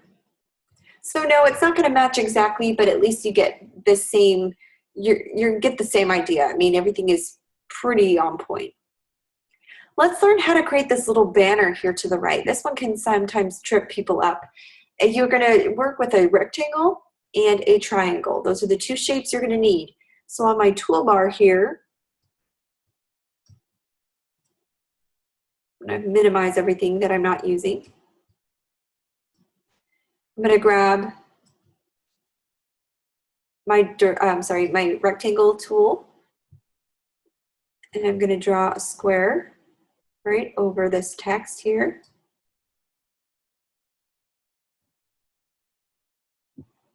Oh, whoops, I need to be on my layers. Where are my layers? Make sure I'm on my photos layer. Any graphics I'm going to include on the photos layer. And I'm going to line it up. I'm going to try to grab that blue that's in that logo. So I'm going to use a tool called the eyedropper tool. Have you guys heard of the eyedropper tool before? It's one of the hidden tools. It's also it's also, I think it's I on your keyboard. With the item selected, you hold down Alt Option, and it will copy the color for you. So you want to, I'll do that again. You make sure your object is selected, grab your eyedropper tool, hold down Alt or Option, and it will say, do you want this RGB color? Sure, yes, whatever. Right now we're not printing, so it's not important. Okay, so that's my rectangle. Now I need my triangle, and you'll notice there's no triangle options. You need to create polygon tool. You'll click once on your gray area. Number of sides, I want to be 3. And the start and set, I'm going to give about 50%. Oops. Let's see. Sorry, 0%. We're not creating a star. We're creating a triangle. There we go. I'll grab my eyedropper tool with the object selected. I'm going to hold down Alt Option. And you'll see that that just copied that blue color from the logo. I now have a blue triangle. So I'm going to grab the top point, anchor point, and I'm going to place it. Now it's just a matter of me bringing it in. Okay, and I have a very short triangle, so I'm going to let the points match up here. I bring it in, line it up, and then I'm going to want to, you're probably going to need to have the example up somewhere on the side of your screen because you're not going to be able to see the text. But you want to be able to know what this says and how to format it. So you want this example. So it says, take a flight of discovery. So that's what we're going to need. I'll grab my type tool. I'm going to switch to my text layer. Here's where I'm going to format it. Yes, Brenda, you can also draw it with the pen tool. That's just fine. You can trace it. If you guys are familiar with the pen tool is kind of a beast. It's some people can pick it up really fast. Others, like me, it takes years to master. So if you feel comfortable doing the pen tool, by all means, please use it. It's an excellent tool. If you want to do it kind of the puzzle way, this is how you can create it as well. I love the pen tool too. So if you were to use the pen tool, you can just select it, trace the shape, and then come back to the original anchor point. So once you have your type tool, that's where you'll fill in your text. Take a flight of discovery. And you'll notice that I typed it in, but it's in all caps. So I'm going to want to format this correctly. I'm going to go to type, change case, uppercase. We'll change it to all uppercase. And now I need to change it to Helvetica. And it looks like it's Helvetica bold. Well, not bold oblique, just bold. And I'll probably want, kind of have to play with the fonts. Let's see if I can get close.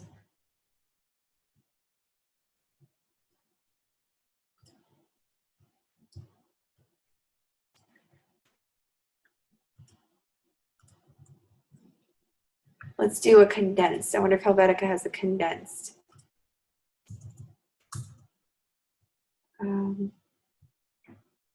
Bold condensed, perfect. There we go. I'm going to make it white. Remember how we make a font white? And then I'm going to increase this until it looks about the right size.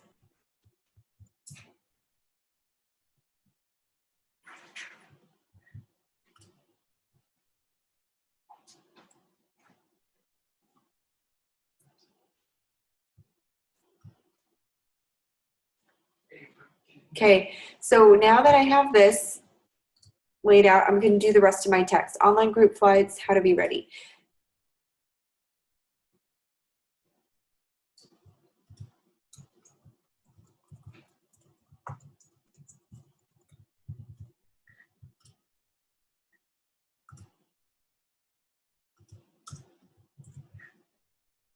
And it looks like it's slightly smaller font. Again, I'll use Helvetica. I'm going to use a regular, maybe a regular condensed if they have it.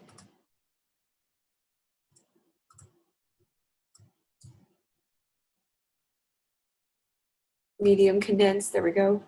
And I'll increase the size.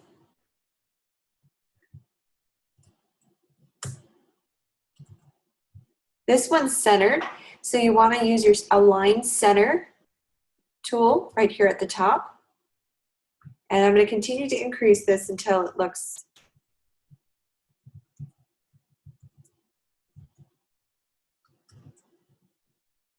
about right.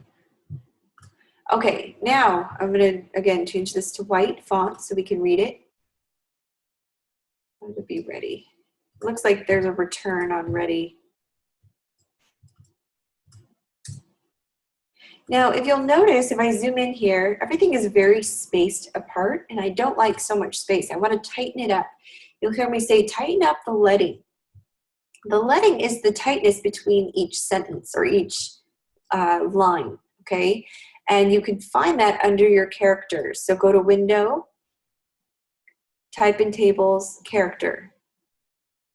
Your leading is right here. See if it'll show me.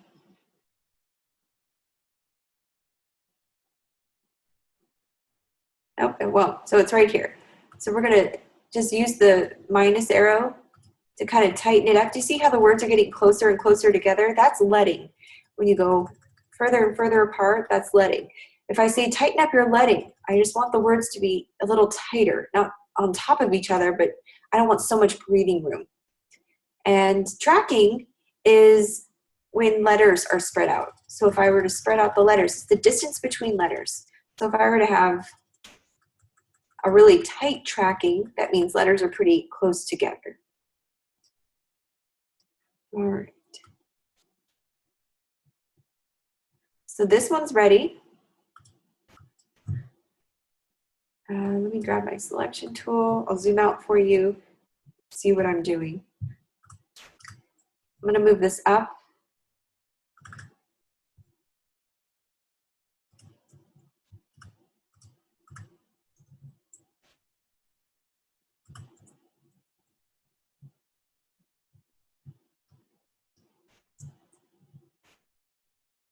Okay, so there's my banner. My pages are placed. It looks like everything is good to go. Are there any questions about where we're at right now?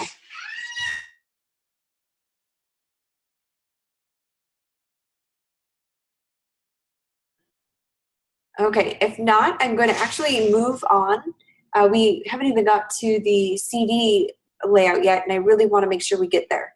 So I'm going to close this out, pull up our assignment page. We're going to move on to the other assessment. I think you guys can finish the, the rest on your own.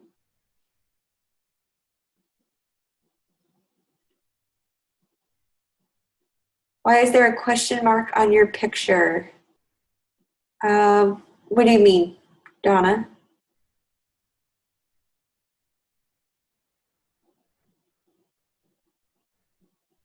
What picture? Oh, your InDesign picture?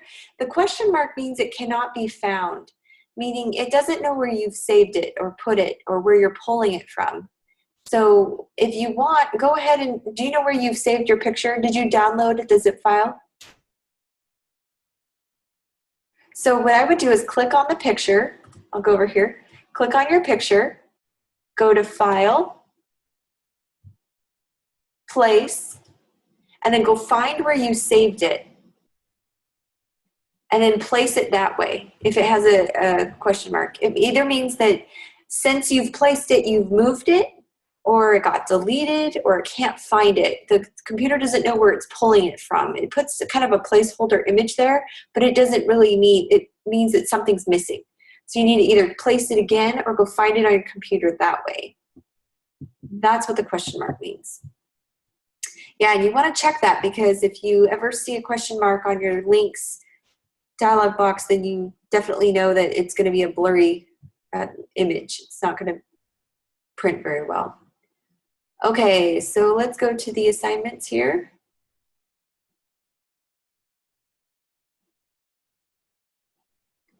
All right. Oh, that's discussion. I don't want discussion. Okay, CD insert. So don't let this overwhelm you. This is kind of a interesting assignment. But once you have the 4 pages, it's pretty much just placement. And we're pretty good at placing things. So we're going to start our new document.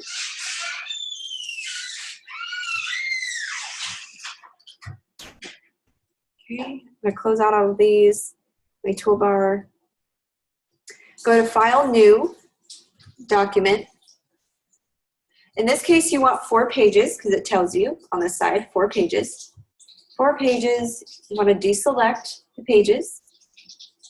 Now, you want specific measurements in this case, so we need to enter them in 4.75 inches. Don't forget to type inches.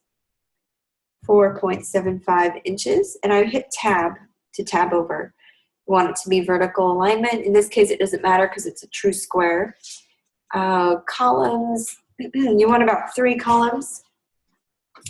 And then you want something called a bleed. And what bleed is it's just that little extra that hangs off the page when you print that makes sure that your graphic or your image covers and doesn't get cut off in the printing process. And so you want a little bit extra background or color. So we're going to add a bleed. And you're going to enter in 0.125. If you put quotes, then that will also act as inches, or you can go 0.125, type in inches. That will work too. When you tab it over, it'll go all the way across, so you don't need to worry about entering in each box. So only the first box needs the measurements, 0.125 inches. And if you see them all the same value, you know you've done it right. Click OK.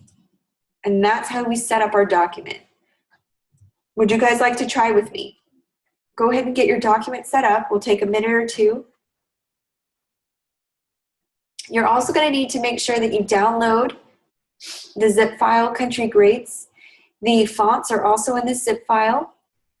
I had some students last mod say that they couldn't find that country font. That's okay. Just make sure you can go to like a font site and download something similar, or just come up with something that will work. But hopefully they have it in here now. Hopefully they've updated it. Okay, Brenda's got hers. Good. Here is what yours needs to look like. And much like the example, you're going to kind of need to, this is going to be kind of impossible to place in your document on all 4 pages because it's in a PDF. So you're going to need to eyeball this one. This is going to get tricky. But I think at this point we might be pretty good at placement at this point. The country font? Okay, good. So they have updated it since. That's really good to know. Okay. Let's see. Let's get moving on this one. I'll open my zip file. Still downloading. So you will be graded on paragraph styles. You need to include a master page. Most students just placed the background on the master, and that was what was used for all 4 pages, and that will count. Make sure you're going to be graded on the sizing, and then if you submitted it correctly, packaging. Oh, we were going to talk about packaging. Let's talk about how to package a file. Let's pretend our newsletter is all designed, it's all ready to go. First thing you want to do, let me get my layers up.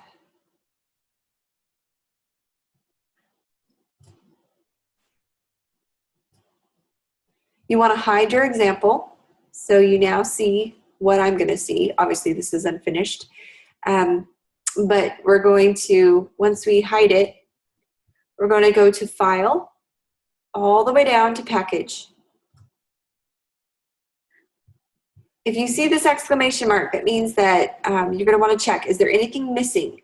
It's giving me a warning because I'm using RGB colors. Those aren't printing colors, but we're not printing, so it doesn't matter in this case.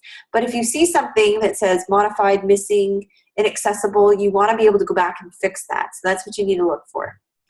Hit Package, hit Save, needs to save it, give it a name, newsletter, save it somewhere you'll remember. I always put it on my desktop so I don't have to worry about finding it. Hit OK or Save. This is printing instructions. You don't need to worry about this. Hit Continue. Give it a name.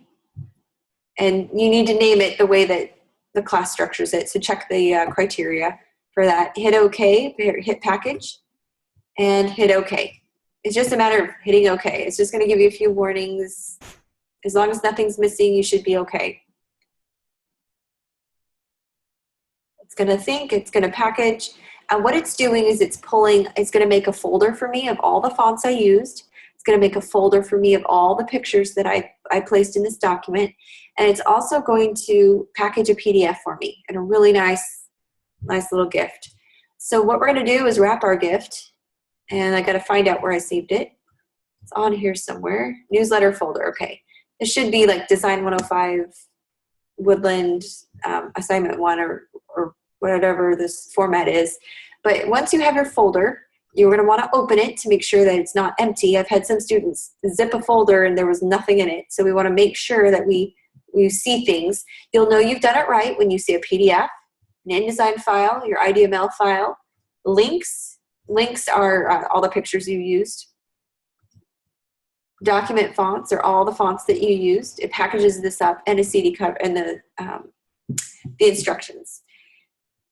This is a packaged folder. This is what I mean by packaged, as the document fonts folder, the links folder, and all of these other things. You're going to wrap my present for me, and you're going to right-click, if you can right-click, and hit Compress Newsletter, and that's how you zip the folder. It creates a nice little zip folder. The zip folder is what you throw up on your assignment. For your assignment, you submit this folder. Now, your packaged folder already does a PDF, so you don't have to create a PDF twice. But it's always important to check your PDF to make sure you did it and make sure nothing is missing, because this is how I'm going to see it. And I can see, oh, I forgot to put my headlines here at the bottom. I forgot to add my little footer here at the bottom. This is a great way to check to make sure what you've missed. Now you're going to have 4 blank pages. That's okay. We're going to need those later. But in this case, we just want to double check our cover because that's what you're going to be graded on. Are there any questions about how to package? Hopefully everyone feels comfortable with this, because this is one thing, if you're going to make a correction to something, is you're going to need to know how to package, because each assignment will increase the points that you lose for not packaging your assignments. So you need to get a hang of this early on from the get-go. Okay? All right, so let's set up our document. My zip folder just downloaded for country grades. And you'll notice in this folder,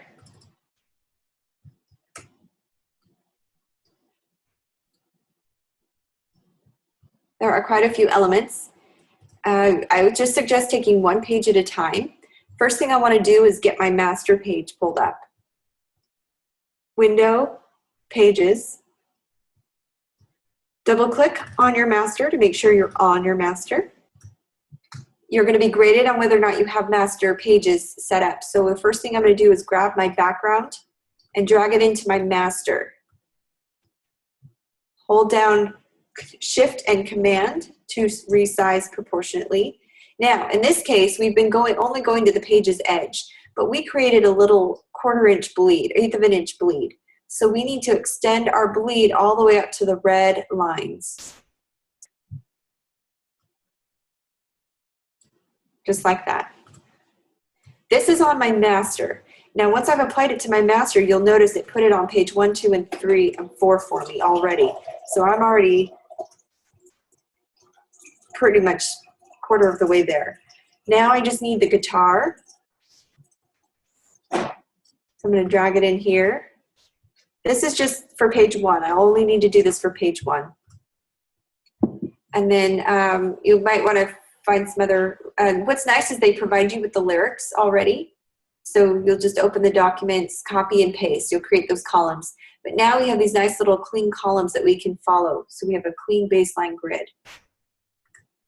And you're going to want to format. So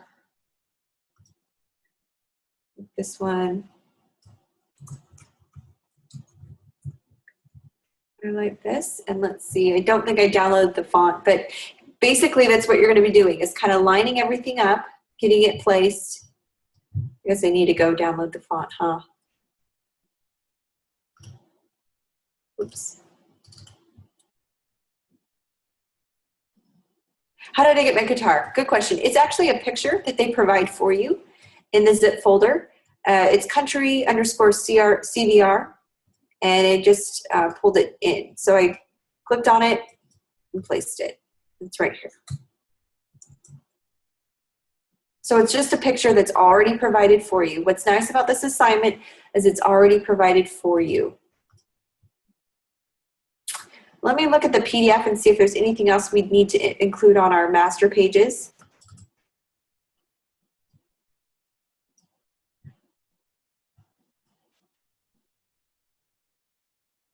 Okay, so I'm not seeing any other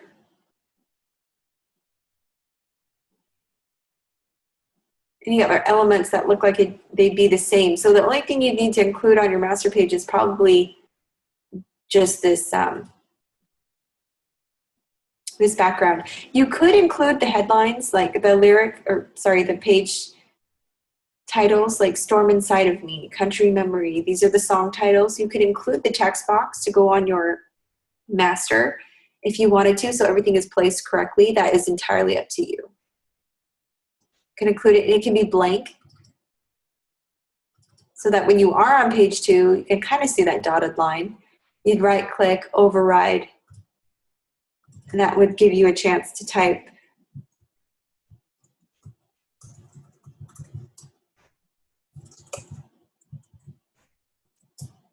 I will say, be careful what you're typing. All of this text is provided in this zip folder, so you don't have to type anything. You can just copy and paste.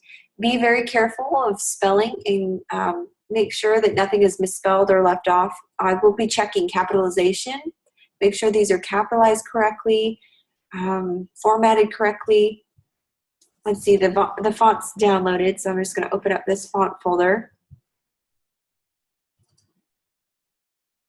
And it looks like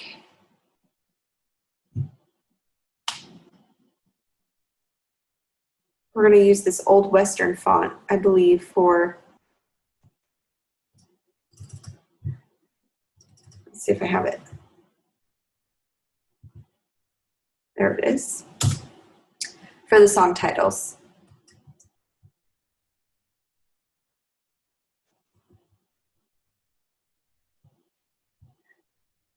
Okay, so I've got that one. Let's do country greats. Whoops.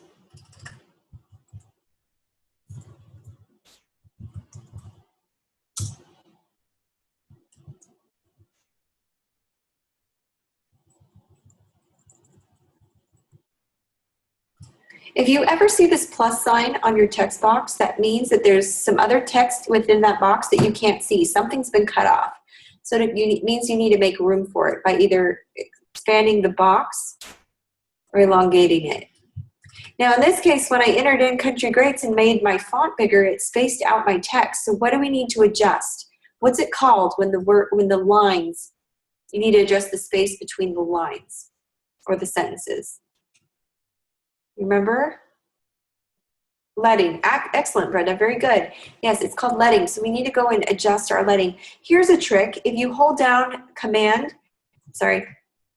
hold down Option, Alt Option, and use your up and down arrow, this will allow you to create it or to tighten it up. You can tighten the leading without having to go to your menu. So Option and the up and down arrow. If you use the left and right arrow while holding down Option, this will adjust your tracking.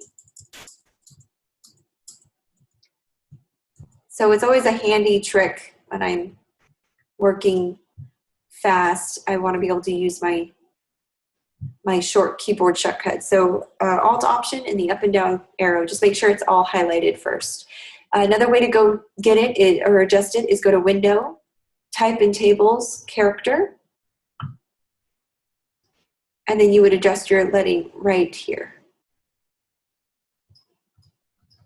Okay. So I've got that all set up. Let's see what else I'm missing. I need to place this little 2 CD set picture. I think they've given it to me. I'm going to close out of this.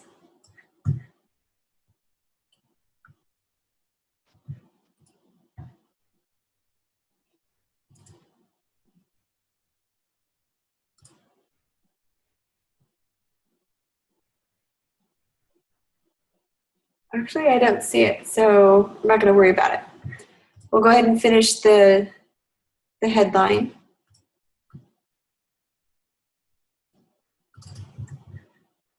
Looks like the font is a lot bigger.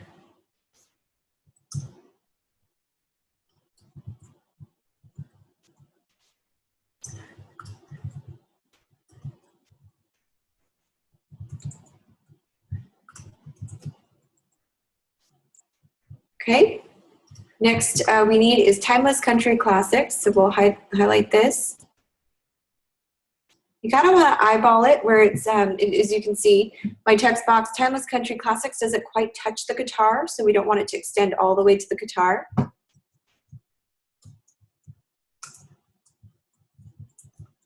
I'll highlight it and go to Type, change case, uppercase.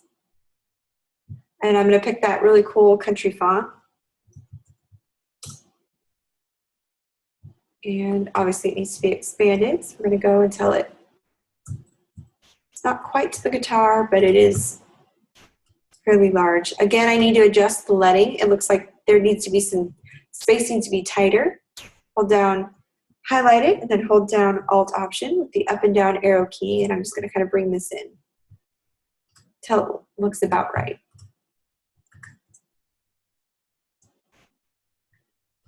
Hold down or grab the type tool. We're going to type in this other text. see.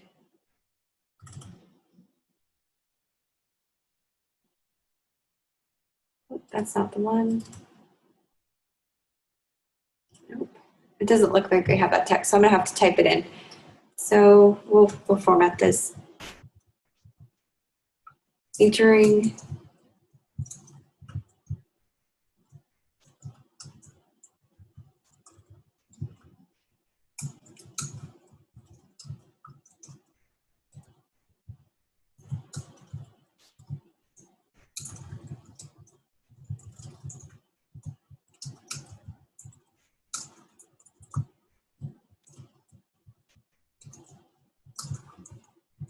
all right, I'll highlight this. I'm going to make it Helvetica.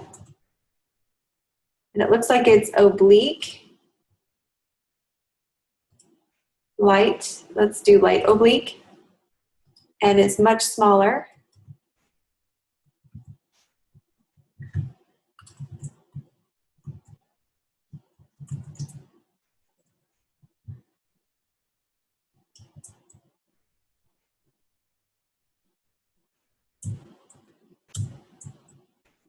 Okay, and also I need to make it, go to change case, uppercase. I need to make it all uppercase.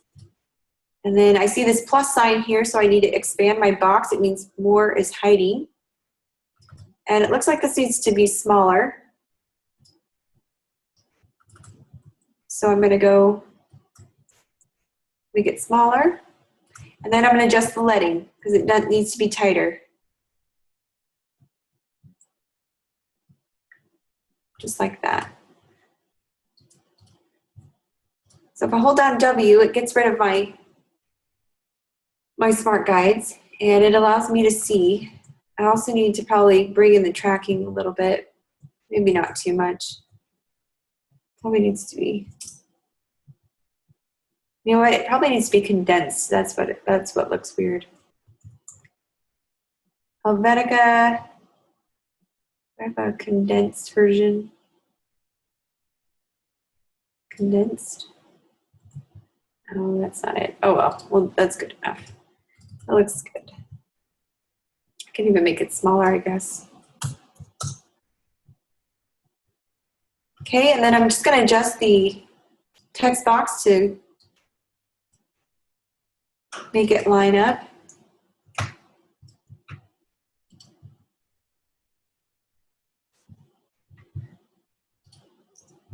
There we go.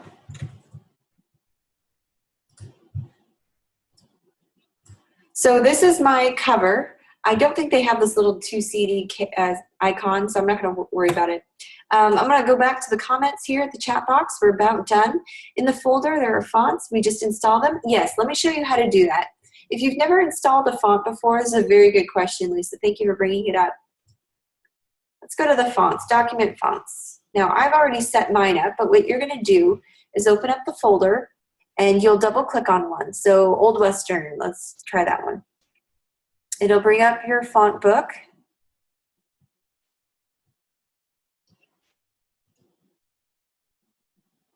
Right here, this is what you're going to see.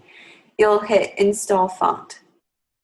And once you click that, it'll show up in your menu, in your font menu for in Word, in InDesign, in any of your Adobe programs. It's pretty simple. So just double click on it. It'll bring up your dialog box. Click Install Font. Simple enough.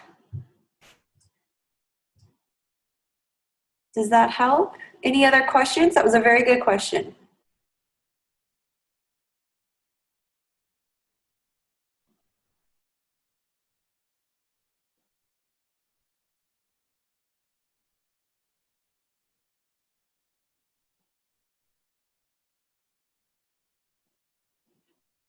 Any others?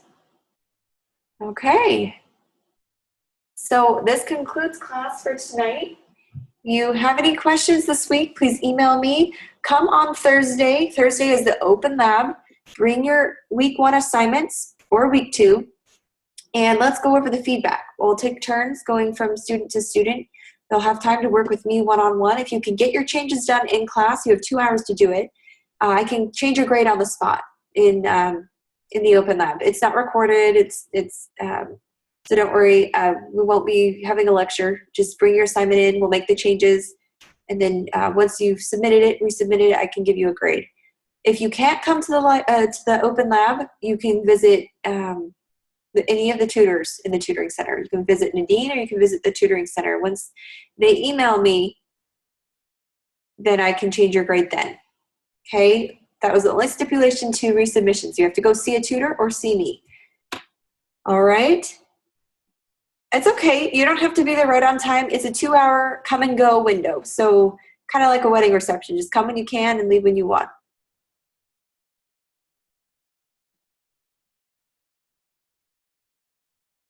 All right. I hope to see everyone there taking advantage of this really awesome opportunity. Let's build our grade back up and let's tackle week 2 together, okay? Good job, everyone. I appreciate your effort.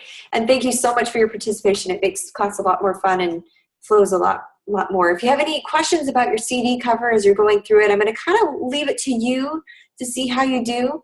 But if you have any questions or get stuck, let me know, or go see the class tutor, the Student Success Center, or any of the open labs this week. So we all know where to find help if we need it. And but yeah, email me and I can usually shoot you one back pretty quickly. Thanks, guys. Appreciate your participation. We'll see you later.